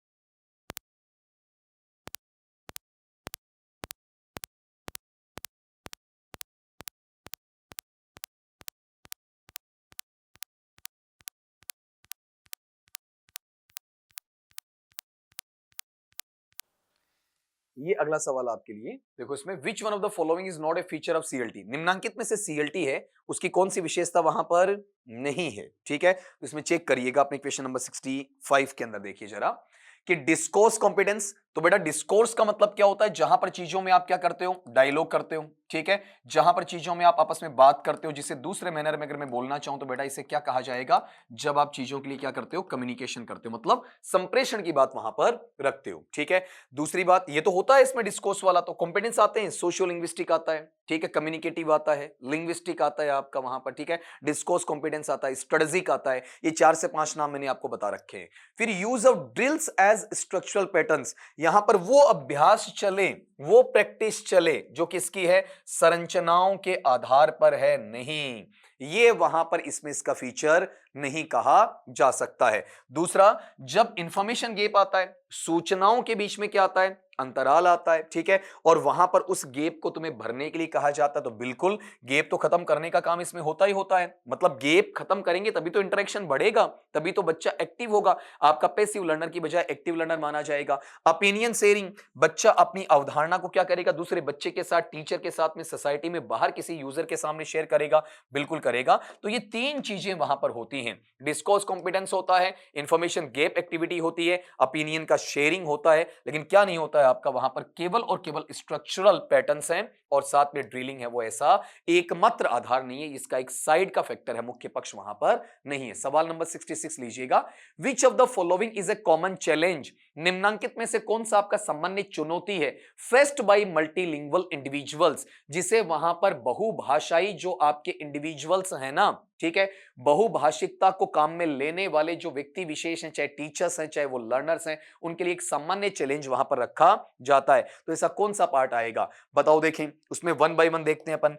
पहली बात तो ये लो कि लैंग्वेज इंटरफेरेंस, भाषा की हस्तक्षेपितता, भाषा हस्तक्षेप करती है, बिल्कुल इंटरफेयर करती है। एक भाषा दूसरी में, दूसरी तीसरी में, तीसरी पहले में, ठीक है, पहली दूसरे में, कहीं ना कहीं आपका हस्तक्षेप होता है, बिल्कुल होता है। कल्चरल शॉक, क्या आपको सांस्कृतिक तौर पर कोई सदमा या आघात लगता है? बिल्कुल नहीं लगता, सदमे की तो कोई बात आती नहीं है। कल्चरल तो हमें सपोर्ट मिलता है। सोशल आइसोलेशन, सामाजिक तौर पर अलगाववाद या पृथक्कीकरण या भिन्नता, या फिर आपको कांट छांट मिलती है? नहीं, सामाजिक तौर पर आपकी एक रूपता तो भले ही नहीं आए, लेकिन उसके अंदर बहुरूपता जब आती है तो उसमें कुछ चीज सिखाने को मिलती है, कुछ चीज सीखने को मिलती है। इकोनॉमिक इनस्टेबिलिटी, आर्थिक अस्थिरता, मतलब पैसे की कमी बेशी ऐसा कुछ नहीं होता। जब आप भाषा का एक्सचेंज कर रहे हैं, बहुभाषिकता में आप रह रहे हैं, तो आपके पास में खाली एक भाषा दूसरी भाषा में क्या कर सकती है, हस्तक्षेप कर सकती है, बाकी कोई कमी आपको देखने को नहीं मिलेगी। नेक्स्ट क्वेश्चन पे आ जाएं। इन मैटर, उस मसले के अंदर, उस मामले के अंदर जहां पर सेकेंड लैंग्वेज एक्विजिशन है, द्वितीय भाषा का जो अर्जन है, the role of home language is, तो वहां पर होम लैंग्वेज का जो रोल है वो कैसा होता? थोड़ी देर पहले मैंने बताया था कि जब आपको टारगेट लैंग्वेज पढ़ना या पढ़ाना होता है ना, सेकेंड लैंग्वेज, तो वहां उसकी प्राप्ति में, उसके अर्जन में हमारी जो होम लैंग्वेज है वो हमेशा क्या करती है, सहारा बनती है, कभी बाधा नहीं बनती है। मल्टीलिंगुअलिज्म तो कहीं ना कहीं थोड़ा परेशान कर देती है, लेकिन होम लैंग्वेज कभी परेशान नहीं करती है। तो क्या होम लैंग्वेज नेगेटिव है? बिल्कुल नहीं। क्या हमारे लिए डिस्टर्ब करने वाला है? नहीं। क्या कोई ऑब्स्टेकल या बाधा है? बिल्कुल नहीं है। ठीक है, बताओ होम लैंग्वेज हमारे लिए नेगेटिव है या पॉजिटिव? बिल्कुल पॉजिटिव है। हमारे टीचिंग टूल में, यानी अधिगम को करवाने में जो शिक्षण का उपकरण, शिक्षण का जो साधन बनती कि नहीं बनती है? कैसा? सपोर्ट करने वाली, सहारा समर्थन देने वाली। ठीक। तीसरी बात यहां पर क्या लिखी? न्यूट्रल, ये तटस्थ है कि ना पॉजिटिव है ना नेगेटिव है। ये इंटरएक्शन या परस्पर क्रिया के अंदर वहां पर निष्क्रिय स्रोत या संसाधन बनती है? बिल्कुल नहीं, ये पूर्णतया सक्रिय वहां पर मानी जाती है। तो नन ऑफ दीज का कोई मतलब नहीं है आपका वहां पर। सीधा सीधा ये याद रखना है कि होम लैंग्वेज हमारे लिए नेगेटिव नहीं है, पॉजिटिव है। ये हमें वहां पर विच्छेदित नहीं करती बल्कि सपोर्ट करती है और टीचिंग टूल का काम भी वहां पर करती है। अगले सवाल पे है, question number 68। Which one is not an activity used in CLT? निम्नांकित में से कौन सी ऐसी एक्टिविटी है जो कि सीएलटी में यूज नहीं की जाती है? तो आप बताओ। वहां पर बच्चे को अपन कमांड देने की बात करते हैं, कमांड के ओबे, आज्ञा पालन का काम भी करवाते हैं, उसे कमांड देते भी हैं, उसका पालन भी करवाते हैं, बच्चे से अलग अलग भूमिकाएं निभवाते हैं। भूमिका जब वो निभाएगा तो बच्चा कुछ ना कुछ इंटरेक्ट करेगा, सीखेगा, प्रैक्टिकल करेगा, वहां पर बिल्कुल होता है। भाषा से संबंधित खेल उसे खिलाए जाते हैं, लेकिन हम उसे कभी भी ऐसे सेंटेंसेस या ऐसे वाक्य नहीं देंगे जो अपने आप में स्क्रैम्बल्ड होते हैं, टूटे फूटे होते हैं, बिखरे होते हैं आपका वहां पर, और उसके अंदर उसका कोई अर्थ नहीं होता, प्रॉपर ऑर्डर भी नहीं होता, उसका कोई सेंस नहीं निकलता है, नॉनसेंस होते हैं, सेंसलेस होते हैं। ऐसी चीजों को अपन वहां पर बताते नहीं है। एक्चुअल में स्क्रैम्बल का मतलब क्या होता है? जो डिवीजन में आते हैं, डिवाइडेड होते हैं, विदाउट एनी सेंस भी रह सकते हैं, उनका कोई प्रॉपर ऑर्डर भी नहीं होता है, लॉजिकल नहीं बल्कि इलॉजिकल माने जाते हैं। तो जहां पर बच्चा है, बच्चे के दिमाग में ये चीजें रहती हैं कि बस खाली मुझे से सेट ही करना है, मीनिंग का मुझे कोई मतलब नहीं है। मैंने कहा था कि खाली सेंटेंस को अरेंज करना नहीं है, मीनिंगफुल अरेंजमेंट होना चाहिए। सेंटेंस का सिर्फ स्ट्रक्चर जो स्क्रैम्बल हुआ है वो हमारा काम नहीं है, उसमें मीनिंग पैरामाउंट है, तो स्क्रैम्बल में मीनिंग का कोई तुक नहीं होता है। इस वजह से हमें निम्नांकित में से कौन सी एक्टिविटी है जो यूज नहीं होती है, देखो ठीक है, तो ये एक्टिविटी हमारी यूज नहीं होती। कौन सा? Scrambled sentences. बच्चे को कई बार स्क्रैम्बल्ड का मीनिंग नहीं आता, वो प्रॉब्लम क्रिएट करता है। अगले में चले, द स्लो लर्नर्स, जो धीमी गति से सीखने वाले, जिन्हें अपन स्पेशल लर्नर्स का नाम भी वहां पर दे सकते हैं, ठीक है। और स्पेशल लर्नर्स मैंने बोला है ना, शुड बी टॉट, उन्हें पढ़ाया जाना चाहिए, ठीक है। जो बच्चे स्पेशल चिल्ड्रन होते हैं, जो बच्चे खास होते हैं, धीमी गति से सीखने वाले होते हैं, उन्हें कैसे सिखाओगे? क्या उन्हें साधारण पाठ्यक्रम के रूप में सिखाओगे? बच्चे एवरेज थोड़ी ना है, एवरेज नहीं है, ठीक है। बच्चे वहां बिलो एवरेज हैं, बच्चे वहां टैलेंटेड भी नहीं है ना। तो ऑर्डिनरी करिकुलम तो किसके लिए होता है? जो ऑर्डिनरी चाइल्ड होता है, सामान्य बच्चा होता है, उसके लिए होता है। तो स्लो लर्नर्स है, ठीक है। क्या इन्हें लेवल्ड करिकुलम, मतलब एक स्तरीय पाठ्यक्रम, ये तो अबव एवरेज बच्चों के लिए होता है, इंटेलिजेंट बच्चों के लिए होता है। प्रिंसिपल बेस्ड करिकुलम, जो आपका सिद्धांत आधारित आपका पाठ्यक्रम है, तो सिद्धांत आधारित पाठ्यक्रम तो सबके लिए कॉमन बन गया। अब ये बच्चे कॉमन है ही नहीं, ये बच्चे हमारे कैसे हैं बताओ? आपका स्पेशल बच्चे हैं। तो स्पेशल बच्चों का जो करिकुलम है वो भी क्या बनेगा? स्पेशल बनेगा, अलग हटकर बनेगा, जो कि उनके एडेप्टेशन, एडेप्टेशन का मतलब अनुकूलन के तहत बनेगा। और अनुकूलित जो आपका पाठ्यक्रम होता है वो किस में काउंट हो जाएगा? आपका एडेप्टेड करिकुलम में काउंट वहां पर हो जाएगा। इसके अकॉर्डिंग वहां पर उसे डील कर दिया जाएगा। एडेप्टेड का मतलब अनुकूलित है, उनके अनुसार, उन्हीं के अकॉर्डिंग, जैसा बच्चा वैसा करिकुलम। अगले सवाल पे आ जाओ। Communicative language teaching focuses on, communicative language teaching है इस बात पर फोकस करती है। तो मैंने बताया था किस पर फोकस करती है, बताओ? स्ट्रक्चर पर फोकस करती है? नहीं ना। किस पर फोकस करती है? मीनिंग पर। Meaning is Paramount. एक लाइन पकड़ोगे आराम से कवर कर पाओगे। आप मुझे बताओ, सक्सेसफुल कम्युनिकेटिंग थ्रू ट्रांसलेशन, क्या अनुवाद पर? नहीं ना। सबसे ज्यादा काम होता है टारगेट लैंग्वेज पर, ठीक है। तो इसमें अनुवाद के लिए कोई खास जगह है नहीं है। Appropriate use of grammatical structures, व्याकरणीय संरचनाओं का उपयुक्त प्रयोग, ये इसका प्राइमरी नहीं है। नॉर्म चॉम्स्की वाला लिंग्विस्टिक कॉम्पिटेंस है, एक्यूरेसी वाला जो फॉर्म और स्ट्रक्चर को बताता है, बेटा ये सेकेंडरी है, केवल इसका यूज वहां नहीं देखा जाता है। फिर मीनिंग एंड यूज, अर्थ भी आ गया, भाषा का प्रयोग भी आ गया। More than form and structures, form और स्ट्रक्चर उतना इंपॉर्टेंट नहीं है जितना क्या है उसका मीनिंग और यूज है, जो मैं बार बार कह रहा था, meaning is Paramount, meaning is Paramount. Deductive learning of grammar ना, व्याकरण की निगमनात्मक आपकी पद्धति और अधिगम का तरीका नहीं है, बल्कि कैसा वहां पर बताओ देखें, व्याकरण का इंडक्टिव, इंडक्टिव का मतलब आगमनात्मक है। कैसा? एग्जाम्पल टू रूल है, उदाहरण से नियम की तरफ है। तो ये तो लिखा ही यहां पर गलत गया है, डिडक्टिव नहीं बल्कि कैसा है? इंडक्टिव है। तो अपना आंसर क्या रहेगा? Meaning and use of language more than form and structure. Question number 71, the main M of communicative language teaching is, communicative language teaching का जो मुख्य उद्देश्य है बताओ? मैंने बताया था दो प्रकार की कॉम्पिटेंस है ना, पहला कौन सा? लिंग्विस्टिक, दूसरा कौन सा? कम्युनिकेटिव। हमें तो डेल हाइम्स का चाहिए ना, तो जब मैं डेल हाइम्स की बात करता हूं तो डेल हाइम्स वाले मैनर के अंदर मुझे क्या चाहिए बताओ? आपका वहां पर ये वाला हिस्सा, जिसे मैं किसका नाम दूंगा? आपका कम्युनिकेटिव लैंग्वेज टीचिंग का नाम दूंगा, वहां पर सीएलटी का नाम दूंगा, जिसमें मुख्य लक्ष्य, मुख्य उद्देश्य कौन सा होना चाहिए? सीधा सीधा ये वाला, कि मुझे प्रोवाइड करना है कम्युनिकेटिव कॉम्पिटेंस, संप्रेषणीय दक्षता, प्रवीणता, कुशलता, प्रतिस्पर्धा, किसमें? लर्नर्स या अधिगमकर्ता में। तो ये मेरा आंसर है। बाकी चीजें मैं काटता हूं, रीजन सुनना क्यों काटूंगा। फोकस ऑन द स्ट्रक्चर्स, कि मैं उन स्ट्रक्चर्स, उन संरचनाओं पर ध्यान केंद्रित करूंगा जो किसकी है? टारगेट लैंग्वेज की। नहीं, स्ट्रक्चर मेरे लिए प्राइमरी है ही नहीं, कैसा है? Secondary. Emphasize the use of English as a library language, पुस्तकालय की भाषा। नहीं, पुस्तकालय की भाषा का मतलब नहीं अपने लिए, तो टारगेट लैंग्वेज है, तो लाइब्रेरी लैंग्वेज का इसमें कोई मतलब नहीं है। Encourage the learners to speak like native speakers of English, वहां पर लर्नर्स को इस तरीके से वहां पर मोटिवेट करना। क्या मोटिवेट करना? कि वो वहां पर अंग्रेजी के जो नेटिव स्पीकर्स हैं उनकी भांति बोले, बिल्कुल ऐसा इंकरेज किया जाता है। लेकिन ये हाफ हार्टेड है कि कम्युनिकेटिव कॉम्पिटेंस का इसके साथ जुड़ जाता है। तो अगर मेरे पास कहीं ऑप्शन होता कि बोथ 1 in 4, तो मेरा आंसर क्या होता? Both 1 in 4। लेकिन दोनों में से मैं चूज करूंगा, तो चूज कौन सा करूंगा बताओ? आपका वहां पर पहला चूज करूंगा, ठीक है। इन गौर करना, यही चीज कहीं ना कहीं इसके अकॉर्डिंग वहां पर ली जाती है कि बच्चे को नेटिव स्पीकर की तरह बोला जाता है। अब गौर करो, ये जिसके नजदीक है ना, वो ज्यादा सीएलटी के नजदीक नहीं है। किसके नजदीक है? डीएम के। डीएम का मतलब डायरेक्ट या डायरेक्ट मेथड के। अगले सवाल पे आ जाओ। What is the order of the four skills? बहुत ही नॉर्मल क्वेश्चन, बार बार पूछा जाता है। आपके बोर्ड ने भी पता नहीं कितनी बार ये सवाल पूछ लिया। ग्रेड 2 में पूछा हुआ है, आपके रीट L2 मेंस इंग्लिश में पूछा हुआ है, ठीक है। आपके वहां पर L1 L2 दोनों के लिए वहां पर आपका पत्रता में लैंग्वेज 1 लैंग्वेज 2 में भी ये सवाल बनता है, आपका L1 मेंस में भी ये सवाल बनता है, सब जगह घूम फिर कर आता है। तो जो प्रॉपर ऑर्डर है बेटा जी, वो ऑर्डर क्या है आपका?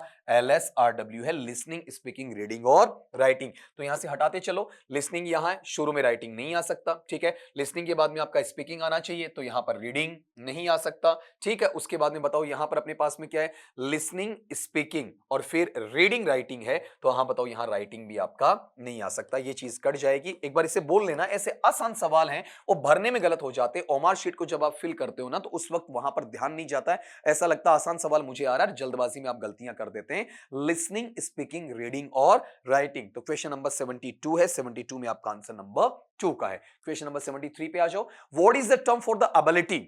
वहां पर ऐसा टर्म, ऐसा तंतु क्या है जिसमें एबिलिटी या फिर योग्यता देखी जाती है, सक्षमता देखी जाती है, जहां पर अंडरस्टैंड करें चीजों को, आप क्या करें वहां पर? समझें। अंडरस्टैंड का मतलब किससे बेटा आपका? वहां पर चीजों को ढंग से आप सुनते हैं। एक बच्चे का सवाल मेरे लिए पर्सनली भी आया कि सर ये बताओ इसमें मुझे डाउट है, तो बेटा अब सुन लेना, यहां पर डाउट नहीं है। कम्युनिकेट, और साथ में कम्युनिकेट करें मतलब इस चीज को क्या करें आप वहां पर? बोले। तो आप जब लिसनिंग और स्पीकिंग को लेकर आते हैं, ठीक है, इन मल्टीपल लैंग्वेजेस, आपकी अलग अलग बहुगुणित भाषाओं के अंदर, but not necessarily speak them fluency, लेकिन जब उन्हें बोलते हैं ना, तो फ्लुएंटली, फ्लुएंसी नहीं बल्कि फ्लुएंटली, धारा प्रवाहिता के साथ में आप उसे आवश्यक तौर पर बोलें, ये जरूरी नहीं है, ठीक है। अब यहां पर एक प्रॉब्लम अपने पास ये आती है कि हम इसके लिए कौन सा वर्ड काम में लें। तो बच्चे को कई बार, जैसे मैं स्किल की बात बताता हूं, तो स्किल वाले पार्ट में आपने गौर किया हो, थोड़ी देर पहले मैंने एक टर्म लिखा है कि ये मेरी रिसेप्टिव स्किल्स हैं, ये मेरी प्रोडक्टिव स्किल्स हैं। उनके बारे में पहले एक बार ध्यान दे लो। यहां आपका थोड़ी देर पहले मैंने आपके सामने यहां लिखा है। अगर वो चीज आपको याद है तो आपको इश्यू नहीं बनेगा, अगर याद नहीं है तो आपके लिए इश्यू बनता चला जाएगा। मुझे इतना ध्यान रखना है कि मेरे लिए रिसेप्टिव कौन सा है और मेरे लिए आपका वहां पर प्रोडक्टिव कौन सा। अगर दो चीजें मैं याद रख पाता हूं तो समस्या वहां पर नहीं बनेगी। ये लीजिएगा, यहां पर ये देखो लिखा पड़ा है मेरे पास में, रिसेप्टिव क्या है? लिसनिंग और रीडिंग है, ठीक है। मेरे पास में प्रोडक्टिव बताओ क्या है? स्पीकिंग और राइटिंग। ये जो जोड़ा बनता है ना, 1 3 और 2 4 का बनेगा। किसका बनेगा बताओ आपका? 1 3 और 2 4 का। और जब मुझे यहां पर सवाल पूछा जा रहा है तो यहां पर गौर करना, ये जो रिसेप्टिव और प्रोडक्टिव आ रहा है, इसमें बच्चा कंफ्यूज हो जाता है। और कंफ्यूज इसलिए होता है कि वो इस सवाल को ढंग से समझ नहीं पाता है। रिसेप्टिव का मतलब चीजों को आप क्या करते हो बताओ? आपका प्राप्त करते हो, ठीक है। तो प्राप्त करने का मतलब बताओ, यहां वाले पार्ट में अगले ने कहा कि लिसन करते हो, तो लिसन, ठीक है, ये पहला। और यहां पर दूसरा कौन सा बताओ? आपका स्पीकिंग वाला है, ठीक है। ये रीडिंग वाला कौन सा है? तीसरा। और यहां पर राइटिंग वाला कौन सा है? चौथा। तो ये LRSW ऐसे गया ना आपका। ये कैसा है? रिसेप्टिव है। ये कैसा है? प्रोडक्टिव। लेकिन इसके लिए मैंने एक टर्म काम में लिया था, कम्युनिकेशन स्किल्स काम में लिया। यहां जो अपना क्वेश्चन आया है, गौर करो, चारों ऑप्शन में हमें क्या दिया गया बताओ? आपका मल्टीलिंगुअलिज्म दिया गया है, ठीक है। सिंपली कम्युनिकेशन स्किल्स तक इसे सीमित नहीं रखा गया है, केवल और केवल इसमें बहुभाषिकता या बहुभाषावाद को जोड़ा गया है। क्या कहा कि ऐसा टर्म बताओ जहां बच्चा क्या करता है? अंडरस्टैंड करता है, कम्युनिकेट करता है। किसमें बताओ? आपका मल्टीपल लैंग्वेजेस में। तो जो बच्चा इसको रिसेप्टिव और प्रोडक्टिव स्किल्स के साथ जोड़ रहा है, वो कम्युनिकेटिव स्किल्स के लिए अलग ले जाए। मुझे यहां मल्टीपल लैंग्वेजेस का मतलब किसके साथ जुड़ना है? मल्टीलिंगुअलिज्म के साथ जुड़ना है। अगले ने क्या कहा? But not necessarily speak them fluently, लेकिन आवश्यक तौर पर उन्हें धारा प्रवाहिता के साथ बोलता नहीं है। तो सीधी सीधी बात, कम्युनिकेशन स्किल्स तक ये सीमित क्वेश्चन नहीं है। मल्टीलिंगुअलिज्म में जब बच्चा चीजों को पढ़ भी लेता है, बच्चा जब चीजों को सुन भी लेता है, लेकिन पूर्णतया उसमें क्या नहीं करता? फ्लुएंटली बोलता नहीं है। मतलब चीजों को ग्रहण तो कर रहा है बच्चा, ठीक है, लेकिन क्या नहीं कर पा रहा बताओ? आपका ग्रहण करने के साथ में उसे प्रोड्यूस नहीं कर पा रहा है, उसका प्रोडक्शन वहां पर नहीं दे पा रहा है। ये बड़ी चीज हमें देखने को वहां पर मिल रही है। तो आप ये बताएं, यहां पर रिसेप्टिव है, बच्चा ले तो रहा है लेकिन दे नहीं पा रहा है, सुन तो पा रहा है, पढ़ तो पा रहा है आपका, लेकिन फ्लुएंटली बोल नहीं पा रहा है, हाफ हार्टेड वहां पर बोल रहा है। पूर्णतः मैं इस बच्चे को पैसिव नहीं कह सकता, मतलब कहीं ना कहीं वो कुछ ले रहा अंदर। पूर्णतः मैं इसे एक्टिव नहीं कह सकता। अब यहां पर मेरे पास में प्रोडक्शन दे रहा है, नहीं दे रहा। क्या कर रहा है? चीजों को आपका रिसेप्ट कर रहा है। अब जिस बच्चे ने गलती की, गलती क्या की आप में से? खाली आप इधर नाम पढ़ गए, रिसेप्टिव स्किल्स, प्रोडक्टिव स्किल्स। आपने आगे ये नाम नहीं पढ़ा। मेरे पेपर में नाम क्या दे रहा अगला? मल्टीपल लैंग्वेजेस का यूज करना। और उसे मैं यहां पर पढ़ना चाहूं बेटा तो क्या कहा जाता बताओ आपका? मल्टीलिंगुअलिज्म। तो उसमें और इसमें आपके क्वेश्चन के पैटर्न में डिफरेंस रहेगा। खाली आप एक पक्ष का नाम ना मिलाएं, रिसेप्टिव प्रोडक्टिव, साथ में उसके आगे क्या लिखा हुआ है? स्किल्स लिखा हुआ है या मल्टीलिंगुअलिज्म लिखा हुआ है, उसके अकॉर्डिंग तो बच्चा वहां आराम से सुनता है, बच्चा आराम से कम्युनिकेट नहीं कर पाता है, वो उसमें नेसेसरली जितना फ्लुएंटली उसे बोलना चाहिए उतना नहीं बोल पा रहा है। तो बहुभाषिकता में वो चीजें ले तो रहा है लेकिन रिप्रोड्यूस नहीं कर पा रहा है। अगली बात पे आ जाओ। द मोस्ट इंपॉर्टेंट, सबसे महत्वपूर्ण जो एलिमेंट है, घटक है किसमें? कम्युनिकेटिव लैंग्वेज टीचिंग में। सबसे महत्वपूर्ण चीजें क्या है? ये एक ही पेपर में 2 से 3 बार सवाल आपके सामने आ चुका है। इसको फोकस करना कि यहां पर क्या सीएलटी के अंदर मुझे ये चीज चाहिए, आपका स्ट्रक्चर ऑफ लैंग्वेज चाहिए लेकिन सेकेंडरी चाहिए ना, यहां नहीं चाहिए। रीडिंग स्किल केवल रीडिंग चाहिए या एलएसआरडब्ल्यू चाहिए? एलएसआरडब्ल्यू सारा चाहिए आपका। मेमोराइजेशन ऑफ ग्रामर, क्या व्याकरण के रट्टे मारने की स्थिति आती है? नहीं आती है ना। क्या चाहिए बताओ आपका? Meaning is Paramount. आपने गौर किया हो इस पेपर के अंदर अगर आपको मुश्किल से 5 सवाल ढूंढने हैं जिनको आपने ढंग से समझ लिया हो ना, तो बाकी सारे सवाल उसके इर्द गिर्द घूमते हैं, इजीली आप उन्हें निकाल पाएंगे। तो बता दीजिए इसमें आंसर कौन सा है कि हमारा जो मेन फोकस होता है वो किस पर होता है? मीनिंग पर। मेमोराइजेशन ऑफ ग्रामर तो बिल्कुल नहीं होता है, खाली रीडिंग स्किल बिल्कुल नहीं होता है। स्ट्रक्चर होता तो है फॉर्म में आपका सिंटेक्स में, लेकिन वो सेकेंडरी होता है, प्राइमरी नहीं होता है। क्वेश्चन नंबर 75 देख लो। अब गौर करो, यहां से जब लोगे ना, यहां से वो सवाल निकल आएगा तुम्हारा। देखो देखिए क्या है? कम्युनिकेटिव कॉम्पिटेंस टेस्ट, जो आपके संप्रेषणीय प्रतिस्पर्धा के दक्षता के जो परख लिए जाते हैं, उन परख के अंदर वहां पर क्या शामिल होता है, क्या टेक इनटू अकाउंट। देखो ये आपका वहां पर क्या है? एक इडियोमेटिक मीनिंग है, मतलब ध्यान में रखा जाना चाहिए, केयरफुली नोटिस्ड होना चाहिए आपका। क्या बच्चे का टेस्ट लेते हैं तो क्या एक्यूरेसी चाहिए? हाँ, फ्लुएंसी के साथ एक्यूरेसी चाहिए। एक्यूरेसी कैसा? ग्रामेटिकल चाहिए। क्या उसके अंदर फ्लुएंसी चाहिए? बिल्कुल चाहिए। तो देखो यहां से निकल गया, ये भी मुझे चाहिए, ये भी मुझे चाहिए। अब हमारे पास ऑप्शन नहीं है पहला तीसरा, ऐसा नहीं है ना आपका। तो अब इसको पढ़ते, मतलब सारे होने फिर तो कौन सा? सिचुएशनल अप्रोप्रिएटनेस, मतलब सोशिएटल, आउटसाइड द क्लास, स्थितिगत आधार पर भी, एनवायरमेंटल, आपके माहौल के आधार पर भी आपकी उपयुक्तता आपको देखने को मिलनी चाहिए। तो ये तीनों चीजें वहां आती हैं। तो आंसर बताओ कौन सा रह जाएगा आपका वहां पर? All of the above. ठीक है, अगले सवाल पे बढ़ो। कम्युनिकेटिव अप्रोच, ये बार बार कह रहा हूं, इसे मेथड भी कहा जा सकता है, अम्ब्रेला मेथड, इसे अप्रोच भी कहा जा सकता है। इंग्लिश लैंग्वेज में, अंग्रेजी भाषा के अंदर ये इनेबल करता, सक्षम बनाता किसको? एक टीचर को। किस लिए सक्षम बनाता? ये सवाल परीक्षा में आपका, आपकी रीट में पूछा भी जा चुका है। ठीक है, सवाल क्या बनता देखो आपका? एक्सप्लॉइट साउंड साइकोलिंग्विस्टिक प्रिंसिपल्स, मतलब आपके जो मनोभाषाई आधार के सिद्धांत हैं उनमें उनको पूर्णतया आपका क्या करे? दोहित करे। पूर्णतया का मतलब आपका पूरे तरीके से परफेक्शन के साथ में क्या करे? उनका दोहन करे। किसका? जो आपका मनोभाषाई आधार होते हैं। बिल्कुल बिल्कुल चाहिए, आपका मनोवैज्ञानिक आधार भी चाहिए, मनोभाषाई आधार भी चाहिए, व्यवहारिक आधार भी आपका वहां पर जरूरी होता है। साथ में एजुकेशनल प्रिंसिपल, मतलब शैक्षणिक सिद्धांत है, उनको भी एक्सप्लॉइट या दोहन किया जाता है। बिल्कुल किया जाता, मतलब इसका भी होता है, इसका भी होता है। तो दोनों आने चाहिए, बोथ 1 एंड 2। अब अगले ने ऑप्शन बोथ 1 एंड 2 नहीं दिया, दोनों को जोड़कर लिख दिया कि यहां दोहन होगा, उपयोग होगा दोनों का। यहां साउंड का मतलब बेटा ध्वनि नहीं है, यहां साउंड का मतलब क्या है? मजबूती के साथ में है आपका। ठीक है, कैसा? साइकोलिंग्विस्टिक भी चाहिए और एजुकेशनल भी चाहिए, दोनों हमें वहां पर चाहिए। तो आंसर अपना नंबर 3 का है। बाकी चीजें आप यहां से हटा सकते हैं। ये भी एक सवाल बना था, तो इसमें गौर करना, बच्चा केवल एजुकेशनल बोलेगा नहीं बेटा, इसमें साइकोलिंग्विस्टिक भी रहेगा, लैंग्वेज की प्रॉब्लम उनको दूर करने का काम भी किया जाएगा। Question number 77, in communicative approach to teaching the teacher must know wide is.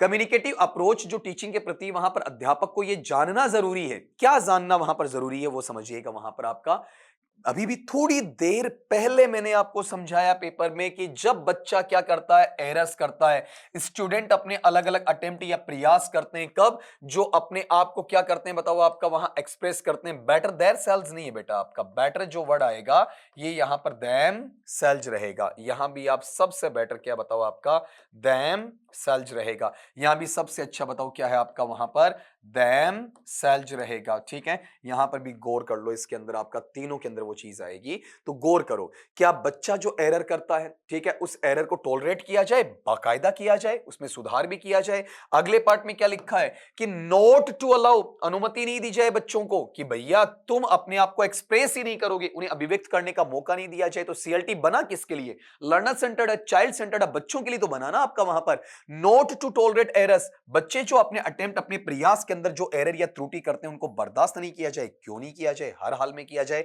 Better to note down the errors, बच्चा जो गलतियां कर रहा है क्या कोच की भांति लिख लें, नहीं, हाथों हाथ या तो बच्चा खुद करेक्ट करे, पीयर से करेक्ट करवाए या टीचर से करेक्ट करवाए, खाली नोट डाउन नहीं होना चाहिए। सबसे अच्छा है कि वहां पर सबसे पहले टॉलरेट करें, टॉलरेट करने के बाद में उसको सुधारा जाए। Self correct, correct through peers या फिर correct through teacher. Question number 78, which of the following is an advantage. Advantage का मतलब क्या होता है बेटा, आपका वहां पर फायदा माना जाता है। किसका, वहां पर कम्युनिकेटिव अप्रोच का। कम्युनिकेटिव अप्रोच में कौन सी चीज है जो कि प्लस में, एडवांटेज का मतलब उसका लाभ क्या है, उसका फायदा क्या है, उसका गुण वहां पर क्या है। इट टीचेस, इसमें पढ़ाया जाता है, शिक्षण करवाया जाता है, अध्यापन करवाया जाता है। किसका, वेज ऑफ एक्सप्रेशन, बच्चे की अभिव्यक्ति के तरीके, जहां पर वो अपने मीनिंग को, अपनी खुद के इनोवेशन को, अपनी खुद के इंप्रोवाइजेशन को वहां डिलीवर कर सके, बिल्कुल करता है। ठीक है, अगली बात यहां पर ये बताओ, देखें ये तो होगा, वेज ऑफ एक्सप्रेशन तो इसमें रहता बेटा आपका। दूसरी बात क्या नहीं रहती है, इसमें ग्रामर को इग्नोर करते हैं क्या, ग्रामर सेकेंडरी है, उपेक्षा नहीं की जाती है, अवहेलना नहीं की जाती है, ग्रामर सिखाई जाती है। पहले फ्लुएंसी, फिर एक्यूरेसी, पहले कम्युनिकेटिव कॉम्पिटेंस, उसके बाद में लिंग्विस्टिक कॉम्पिटेंस। यहां पर जो स्ट्रक्चर संरचनाएं किसकी, हमारी लैंग्वेजेस की, इनको कहीं पर इग्नोर किया नहीं जाता है। इट्स प्रैक्टिकल यूटिलिटी, इसकी जो व्यवहारिक या फिर प्रायोगिक जो उपयोगिता है, इज येट टू बी अविटेड, अभी भी इसका वहां इंतजार किया जाना है। किसने कहा, ठीक है, इसको मान्यता भले ही नहीं मिली होगी सीएलटी को, उसके बावजूद भी बहुत सारे टीचर्स है ना उसे प्रैक्टिकली क्या कर रहे हैं, आपका यूटिलाइज कर रहे हैं। तो ये चीज इसका वहां पर एडवांटेज की बात कहीं कर ही नहीं रहा आपका। It is not properly and scientifically developed as yet, अभी तक इसे वैज्ञानिक आधार पर और उचित आधार पर विकास नहीं मिला है। कौन कहता, 1960 के दशक से चल रहा है और अब 2025 तक ये सबसे लेटेस्ट है, सबसे न्यूवेस्ट है, सबसे नवीनतम है। तो ये एडवांटेज थोड़ी है, एडवांटेज तो ये होता है, ये चीजें तो वहां पर इसकी कमी में वहां पर अपन काउंट करते हैं तो भी नहीं होगा, फायदा भी नहीं है आपका। ये दो चीजें, इसका अपने इक्वेशन से कोई लेना देना है नहीं। इसमें केवल और केवल एक चीज अपने को वहां पर देखने को मिलती है, कौन सा, कि इसमें टीचर्स वेज ऑफ एक्सप्रेशन है, अभिव्यक्ति के जो तरीके हैं उनको वहां पर बताया जाता है। अगले क्वेश्चन पे आना, देखिए आपका वहां पर नेक्स्ट जो क्वेश्चन आपका कि communicative approach to English teaching means, वहां पर कम्युनिकेटिव जो आपका अप्रोच है वो किसके लिए काउंट किया जाता है। सिंपल सा क्वेश्चन है बेटा, इसके अंदर इसमें ज्यादा आपको सोचना नहीं है। बताओ कम्युनिकेटिव जो आपका वहां पर कॉम्पिटेंस होता है, लिंग्विस्टिक कॉम्पिटेंस की बजाय यही तो अपना आता है ना, बाकी चीजों से तो हमें मतलब नहीं है, तो नाम ही नहीं आते। इनफॉर्मल अपीरियंस है, ग्रुप कॉम्पिटेंस है, कम्युनिकेटिव अपीरियंस, कम्युनिकेटिव आता लेकिन अपीरियंस वर्ड वहां पर काम में लिया ही नहीं जाता। एकदम आसान सा सवाल, काफी डिस्कस कर चुके हैं। क्वेश्चन नंबर 80 पे, the major weakness of communicative language teaching CLT, CLT का जो मेजर वीकनेस है, सबसे बड़ी कमजोरी इसमें देखने को मिलती है ना, वो कौन सी है। देखो, पेयर एंड ग्रुप वर्क, आपका वहां युग्म में काम होता है, ग्रुप समूह में काम होता है, जो लर्नर का क्या बढ़ाते हैं, आपका कॉन्फिडेंस बढ़ाते हैं, निर्मित करते हैं, और लर्निंग का जो इंटरेस्टिंग पार्ट है वो बढ़ाते हैं, बिल्कुल बढ़ाते हैं इसके अंदर आपका, ये तो होता है। फिर learners acquire fluency in accuracy, अधिगम करता है, इसमें धारा प्रवाहिता लाते हैं, साथ में शुद्धता लाते हैं, बिल्कुल लाते हैं। फिर अगला, learners get sufficient opportunities, learners को पर्याप्त तौर पर मौके या अवसर मिलते हैं ताकि वहां पर वो प्रैक्टिस करें लैंग्वेज में, थ्रू टास्क, टास्क के थ्रू, बिल्कुल करते हैं। तो अपने आप आंसर निकल कर आएगा अपने आप में। क्यों, क्योंकि यहां पर जो टीचर है ना, टीचर या अध्यापक होता है, उसका इन्वॉल्वमेंट या भागीदारी, उसकी हिस्सेदारी है ना, कि इसमें अध्यापन या शिक्षण में, उसके इंस्ट्रक्शन में काफी कम होती है। इसमें बच्चा महत्वपूर्ण होता है, अध्यापक ज्यादा महत्वपूर्ण नहीं होता। 90-10 का रेशियो आता है, 90-10 का। 90 लर्नर है और 10 आपका कौन है वहां पर, आपका टीचर। कई बार तो ऐसा होता है टीचर 5% हो जाता है, कई बार 3% हो जाता है। टीचर एक फैसिलिटेटर है, सुविधा मुहैया करवाने वाला, बाकी काम वहां पर टीचर का उसके अंदर होता नहीं है। तो ये इसका क्या माना जाएगा बताओ, आपका वहां पर सबसे बड़ा लॉस या सबसे बड़ी कमी मानी जाएगी। वीकनेस मानी जाएगी। क्वेश्चन नंबर 81 पे आ जाओ। Which one of the following is not true of communicative language teaching? निम्नलिखित में से कम्युनिकेटिव लैंग्वेज टीचिंग है उसके बारे में कौन सी चीज सही नहीं है?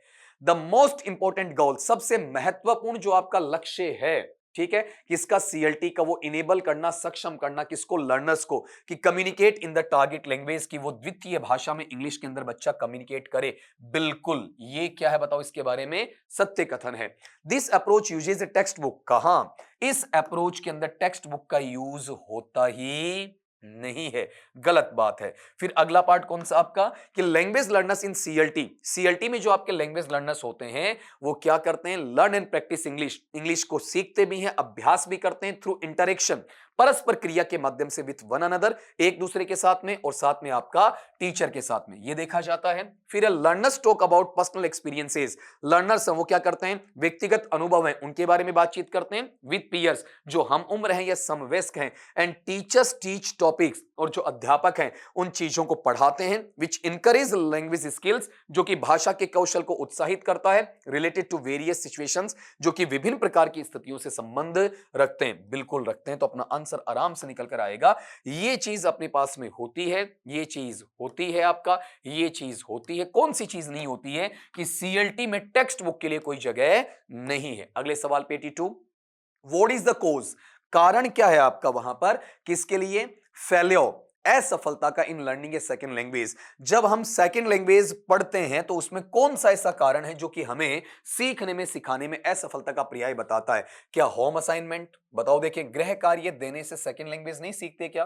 क्यों नहीं सीखते? मदद करता है। डायग्नोस्टिक टेस्ट, जिसे आप डी टेस्ट का नाम देते हैं, ठीक है, निदानात्मक आपके वहां पर कोई भी उपचारात्मक शिक्षण आप करवाते हैं तो उस वक्त आपको डी टेस्ट की बहुत बड़ी आवश्यकता होती है, तो ये बच्चे के लिए रेमेडियल टीचिंग में योगदान देता है। रीडिंग स्ट्रेटजी, पढ़ने की व्यू रचनाएं, रणनीति बिल्कुल हमें चाहिए होती है। तो हमें क्या नहीं चाहिए? जो टारगेट लैंग्वेज आप पढ़ा रहे हैं उसको अगर आपने ओवर सिंप्लीफाई कर दिया, हद से ज्यादा उसका सिंप्लीफिकेशन कर दिया, ग्रेडेशन कर दिया, सरलीकरण कर दिया, तो बच्चे के लिए टीचर एक बैसाखी बन जाएगा। बिना टीचर के वो आगे बढ़ नहीं पाएगा, हर चीज को सिंप्लीफाइड मैनर में सीखने की कोशिश करेगा। ये उसके लिए क्या बनता? वहां पर फेल्योर का कोज बनता, असफलता का कारण बनता है। अगला पार्ट, लैंग्वेज डिसऑर्डर, भाषा का जो डिसऑर्डर है, भाषा की जो कमी है ना, मींस उसका मतलब क्या निकलता वहां पर? व्हेन ए चाइल्ड हैज, जब एक बच्चा है ना उसमें मिलेगा, बताओ क्या मिले आपका वहां पर? दोनों चीज आपको सीखनी है। डिफिकल्टी इन अंडरस्टैंडिंग, जब बच्चा ढंग से सीख नहीं पाता है, समझ नहीं पाता है किसको, उस मीनिंग को जो टीचर उसे बताता है, बिल्कुल ये क्या उसका डिसऑर्डर है। फिर difficulty in expressing his her thoughts, चाहे वो लड़का है या लड़की है, जो बच्चा बच्ची है, शिष्य शिष्या है, वो अपने विचारों को अभिव्यक्त करने में परेशानी महसूस करता है, बिल्कुल ये उसकी क्या वहां पर आपकी कमी मानी जाती है। ट्रबल प्रोड्यूसिंग सम साउंड्स एक्यूरेटली, कुछ ध्वनियां हैं उनको शुद्ध तरीके से आपका बोलने में उसे समस्या महसूस होती है, तो ये जो चीज है ये लैंग्वेज डिसऑर्डर में है। मतलब तीनों हैं उसके अंदर, अगर देखो ना तो ये भी है। अब अपने पास ऐसा तो आया नहीं ऑल ऑफ द अबव, नहीं आया ना, तो इसमें बेटर क्या है आपका? जब मीनिंग नहीं समझे, थॉट को एक्सप्रेस नहीं करे, ये दोनों प्राइमरी हैं और ये कैसा है आपका? सेकेंडरी। फोनोलॉजिकली अगर डिसऑर्डर आता है तो ये आपका फोनेटिक जो एबिलिटी है वो सेकेंडरी मानी जाती, प्राइमरी नहीं मानी जाती। तो इनके अकॉर्डिंग अपना आंसर वहां पर ये वाला पार्ट आइदर और बोथ 1 एंड 2। ये उलझा उलझा सा सवाल, मतलब अगर इस सवाल को एग्जैक्टली एग्जाम में दे दिया जाए तो डिलीशन के कगार पर आ जाता है। अगले पार्ट पे चलो, 84, articulation error occurs due to, articulation का जो एरर होता है, मतलब उच्चारण करते हैं तो उच्चारण का स्थल क्या, उच्चारण का तरीका क्या है, ठीक है, उसका एरर कब आता है बताओ? उसकी गलती कब देखने को मिलती है? जब आपके पास में स्पीच हैबिट, बोलने की आदत निर्मित हो जाती है, अगर निर्मित हो जाती है, अब सही बोल पाते हैं, तो वहां पर एरर कहां आएगा बोलने में, ठीक है। लर्नर्स इंटेलिजेंस, लर्नर की बुद्धिमत्ता, तो बुद्धिमत्ता का तो वहां पर किसके साथ में आपका इस एरर के साथ कोई रिलेशन है ही नहीं, ये तो साइड हो गया, न्यूट्रल हो गया आपका। Learner giving importance to stress and intonation, जो अधिगम करता है इस बात के लिए महत्व देता है कि बलाघात स्वराघात कहां ज्यादा प्रेशर डालना है, कहां प्राइमरी स्ट्रेस, कहां सेकेंडरी स्ट्रेस, कहां अनस्ट्रेस्ड, कहां प्राथमिक बलाघात स्वराघात, कहां द्वितीयक स्वराघात बलाघात, कहां पर स्वराघात रहित है, बलाघात रहित है, और उसका इंटोनेशन, उसके उच्चारण संबंधित जो आपकी शुद्धता है, तो ये भी इसके पक्ष में ही तो आया ना। तो अपने पास में कौन सी चीज गौर करना, जब आप बच्चे से बुलवाते हैं तो या तो उसकी ध्वनि क्या होती है, कट कट कर क्लिपिंग में आता है, या फिर स्लरिंग होता है। स्लरिंग का मतलब जब चीजें आपकी ऊपर नीचे होती चलती हैं। तो ये पार्ट इसमें क्या आर्टिकुलेशन एरर में काउंट होता है, ये बाकी एरर से जुड़े हुए नहीं रहते हैं। जब बच्चा हकलाकर बोलता है, कट कट कर बोलता है, चीजों में ऊपर नीचे कर देता है, उसे क्या कहते हैं, स्लर ओवर करना और साउंड को क्लिप करना। अगले पे आओ, which one is a challenge, कौन सा इसमें चुनौती है, कौन सी इसमें परेशानी है in the process of teaching English language class, जब आप वहां पर आपके शिक्षण अध्यापन के अंदर या फिर अधिगमकर्ता के अधिगम के तहत अंग्रेजी भाषा की कक्षा लेने की प्रक्रिया के तहत इसे एक चुनौती के रूप में आप स्वीकार करते हैं। ठीक है, बताओ कहां पर यह चैलेंज बन सकता है आपको। अगर कोई टीचर क्या करता है, गुड लेसन प्रिपरेशन करके आता है, अच्छा आपका ग्रेडेशन, आपका सिलेक्शन करके आता, तो यहां कोई प्रॉब्लम नहीं है। रीजनेबल टाइम मैनेजमेंट, आपका जो समय का प्रबंधन है तार्किक आधार पर रहता है, तो यहां कोई प्रॉब्लम नहीं है। मोर इंटरेस्टिंग टीचिंग स्टाइल, जब आपकी ज्यादा रुचिकर क्या होती है, अध्यापन या शिक्षण की शैली होती है, इसमें कोई प्रॉब्लम वहां देखने को नहीं मिलता है। तो अपने पास एक तरीके से यह चीज देखने को मिलेगी। बताओ चीजें यहां पर जो आती हैं वो चीजें कैसी हैं, लेस इंटरेस्टिंग है, कम रुचिकर टीचिंग स्टाइल या अध्यापन शैली में आती है, तो यहां पर ये अपने लिए क्या बनेगा, चैलेंज बनेगा। अगर बच्चे को आप पढ़ा रहे हैं और बच्चे को पढ़ाते वक्त वहां पर इंटरेस्ट आपका क्रिएट नहीं होता, तो ये चीजें वहां से हटा दी जानी चाहिए, इसके साथ में ऐड नहीं होती है। ठीक है, अगले पार्ट पे आओ। इसमें चैलेंज पूछा है, मतलब चुनौती तो कमी, डिफिकल्टी आ गई। डिफिकल्टी है कि आपकी टीचिंग स्टाइल में इंटरेस्ट नहीं रहता है। अगली बात पे आए, which one of these is not a challenge of teaching English, निम्नांकित में से कौन सी ऐसी चीज है जो अंग्रेजी के लिए वहां पर क्या नहीं है, आपका चैलेंज नहीं बनता है। ठीक है, अब बताओ चैलेंज कौन सा, लार्ज क्लास साइज, बड़ी कक्षा कक्ष की स्थिति चैलेंज बनता है, बच्चों पर आपका ध्यान जाता ही नहीं है। ठीक है, several methods in language teaching, शिक्षण और अधिगम के अंदर जो भाषा आप सिखा रहे हैं,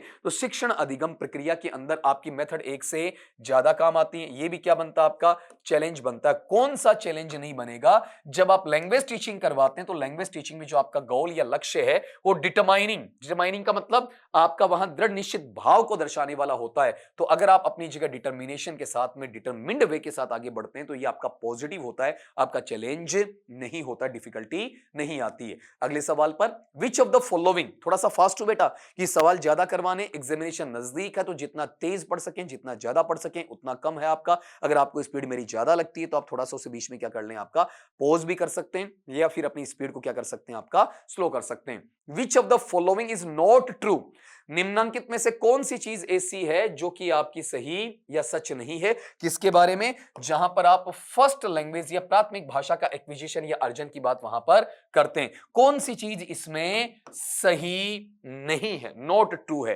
पहला, इट इज यूनिवर्सल, सार्वभौमिक, फर्स्ट लैंग्वेज एक्विजिशन पूरी दुनिया में, पूरे संसार में ऐसा सिखाया जाता है, तो हर जगह ऐसा होता है, तो ये तो ट्रू है आपका। इट इज नेचुरल, स्वाभाविक, नैसर्गिक, सहज है। ठीक है, बच्चा फैमिली से, अपनी सोसाइटी से, वहीं से सीखता है, बिल्कुल।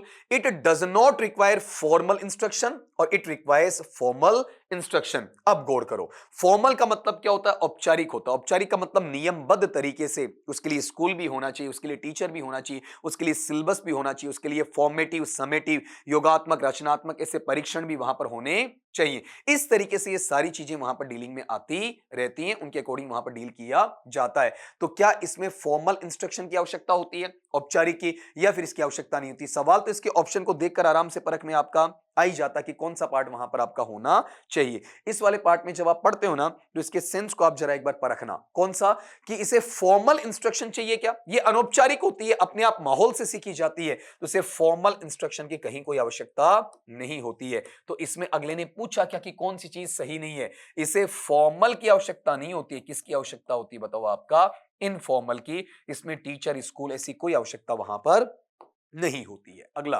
लिंग्विस्टिक वेरिएबिलिटी, मतलब भाषाई जो विविधता है, भाषाई जो भिन्नता है, और मल्टीलिंग्वलिज्म या बहुभाषिकता है, इज ए, वो है, बताओ क्या है, to acquire the knowledge of a foreign language, जहां पर विदेशी भाषा है उसको अर्जित करने का काम वहां पर किया जाता है। ठीक है, ये चीज आपसे पूछी गई। तो ये जो लिंग्विस्टिक वेरिएबिलिटी है, इसे अपन क्या मानेंगे, इस चीज को सुनना वहां पर। जब मल्टीलिंगुअलिज्म है तो क्या मल्टीलिंगुअलिज्म अपने लिए कोई वहां पर वरदान, अभिशाप, ऐसा कुछ बनता है क्या? नहीं बनता। क्या हमारे लिए कठिनाई है? क्या नहीं है। क्या हमारे लिए सीढ़ी है? क्या नहीं है। पढ़ाने और पढ़ने का क्या माना जाता है? एक टूल माना जाता है, एक सोर्स माना जाता है, एक रिसोर्स माना जाता है, एक इक्विपमेंट माना जाता है, एक इंस्ट्रूमेंट माना जाता है, एक वहां पर सहारा या फिर असिस्टेंस या हेल्प वहां पर मानी जाती है। तो ये जो मल्टीलिंगुअलिज्म है ना, ये बून भी नहीं है, हार्डशिप भी नहीं है, लेडर सीडी भी नहीं है। हार्डशिप का मतलब कठिनाई, वो भी नहीं है, बल्कि हमारे लिए केवल और केवल बेटा जी क्या है आपका वहां पर? टूल है। अगले सवाल पे आओ, आज का सेकंड लास्ट, बहुत ही आसान सवाल है। इफ ए बंगाली फैमिली, अगर एक बंगाल में रहने वाला जो परिवार है, लिव्स इन दिल्ली, कहां रहने आ गया? दिल्ली में रहने आ गया। तो यह समझना, बंगाली की जो मूल भाषा वो क्या है? बंगाली है। और दिल्ली में चलने वाली भाषा कौन सी है? हिंदी है आपकी। द चिल्ड्रेन, उस परिवार के जो बच्चे हैं, इन द फैमिली, उस परिवार में विल लर्न, वो सीखेंगे इन फैमिली, कहां पर? परिवार में। एंड फ्रॉम द एनवायरमेंट, और माहौल से। तो उसका परिवार कैसा बताओ आपका? बंगाली परिवार है ना, तो यहां तो क्या सीखेगा? बंगाली। और उसका एनवायरमेंट दिल्ली का, तो वहां से बताओ क्या सीखेगा? हिंदी सीखेगा। तो पहले इसमें चूज करो। बंगाली है, बिल्कुल है, लेकिन इंग्लिश, इंग्लिश तो वहां पर एनवायरमेंट नहीं है। दिल्ली में इंग्लिश का एनवायरमेंट कहां है? पहले बंगाली सीखेगा, फिर हिंदी बिल्कुल सीखेगा। पहले हिंदी परिवार में नहीं सीखेगा, और इंग्लिश का मतलब नहीं है यहां पर, संस्कृत भाषा का मतलब नहीं है। दो ऑप्शन तो बिल्कुल आउट हो गए, खाली और खाली इसमें ये बचा बंगाली और हिंदी वाला। ऊपर वाला भी आप काटना चाहें तो किससे काट सकते हैं? इंग्लिश से। उसका परिवार बंगाली बैकग्राउंड का, तो बंगाली परिवार में बोली जाएगी, मातृभाषा, first language, real mother tongue, real first language के तौर पर। और दूसरा उसका वहां पर जो एनवायरमेंट में क्या आपका? हिंदी है। फिर टारगेट लैंग्वेज के तौर पर स्कूल या कॉलेज में इंग्लिश सीखेगा। अगले पार्ट पे आओ, मल्टीलिंगुअलिज्म इन द क्लासरूम। कक्षा कक्ष में जो बहुभाषावाद है, कैन बी यूज्ड टू, उसे काम में लिया जा सकता है। Choose the irrelevant option. देखो गौर करो, सवाल पे जाना कि यहां पर असंगत विकल्प चूज करना है। मल्टीलिंगुअलिज्म जब वहां पर क्लासरूम में पाया जाता, इसको पढ़ना। आप मुझे बताओ, यहां पर टीच ऑल सब्जेक्ट्स, सारे विषय पढ़ाए जाते हैं।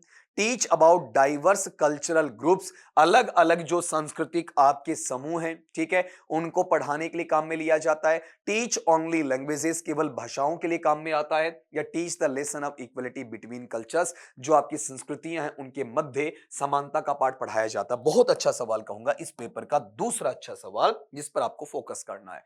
पहला बताओ, क्या वहां पर अपने पास में सिर्फ और सिर्फ भाषाओं के लिए से काम में लिया जाता है क्या? गौर करना, मल्टीलिंगुअलिज्म भाषाओं के लिए है या फिर पूरे कल्चरल एस्पेक्ट के लिए? पूरे कल्चरल एस्पेक्ट के लिए, ठीक है। अब दूसरी बात, क्या वहां पर मल्टीलिंगुअलिज्म के आधार पर अपने पास में अलग अलग सब्जेक्ट्स को टीच किया जा सकता है? ठीक है, आप कॉमन चीजें छांट लीजिए, हो सकता है आपका। Teach about diverse cultural groups, अलग अलग सांस्कृतिक जो समूह हैं, ठीक है, उनको पढ़ाने की बात होती है। हाँ जी, होती है। वहां पर अलग अलग जो कल्चर्स हैं उनके बीच में आप क्या करते हो? समानता ढूंढने के लिए कॉमन इडियम्स, कॉमन फ्रेज, या फिर आपका कॉमन वर्ड्स या कॉमन स्लैंग्स होती हैं, उनको काम में लिया जा सकता, तो लिया जा सकता है। अब इस सवाल को मैं अच्छा क्यों कहूंगा, रीजन सुनना आपका। वहां पर कई बार बच्चा इसमें यहां चला जाता, टीच ऑल सब्जेक्ट्स, कि सर ये इररिलेवेंट है। नहीं है बेटा, हर सब्जेक्ट को पढ़ाने वाला टीचर है, उसकी क्लास में क्या हो सकता है? मल्टीलिंगुअलिज्म हो सकता है। और टीचर है खुद भी मल्टीलिंगुअलिज्म को चैलेंज या डिफिकल्टी के रूप में ले सकता है। इसमें कल्चरल ग्रुप्स होते हैं, अलग अलग होते हैं, डाइवर्स होते हैं, उनके बारे में बताया जा सकता है, उनके बीच में समानता ढूंढी जा सकती है। लेकिन हम इसके लिए बाध्य नहीं कर सकते। कौन सी चीज के लिए? वहां पर कि आप केवल और केवल मल्टीलिंगुअलिज्म जब क्लास में आता है तो सिर्फ लैंग्वेज या भाषा की बात करें, किसी अन्य विषय की बात वहां पर नहीं करें, ऐसा बिल्कुल भी नहीं होता है। तो बेटा एक चीज सुनो, मैंने बहुत ही स्पीडी नेचर में लिया, बहुत ही फास्ट नेचर में लिया, क्योंकि भी और भी बहुत सारे टेस्ट बाकी हैं, पीछे के भी कुछ बाकी रहे हुए,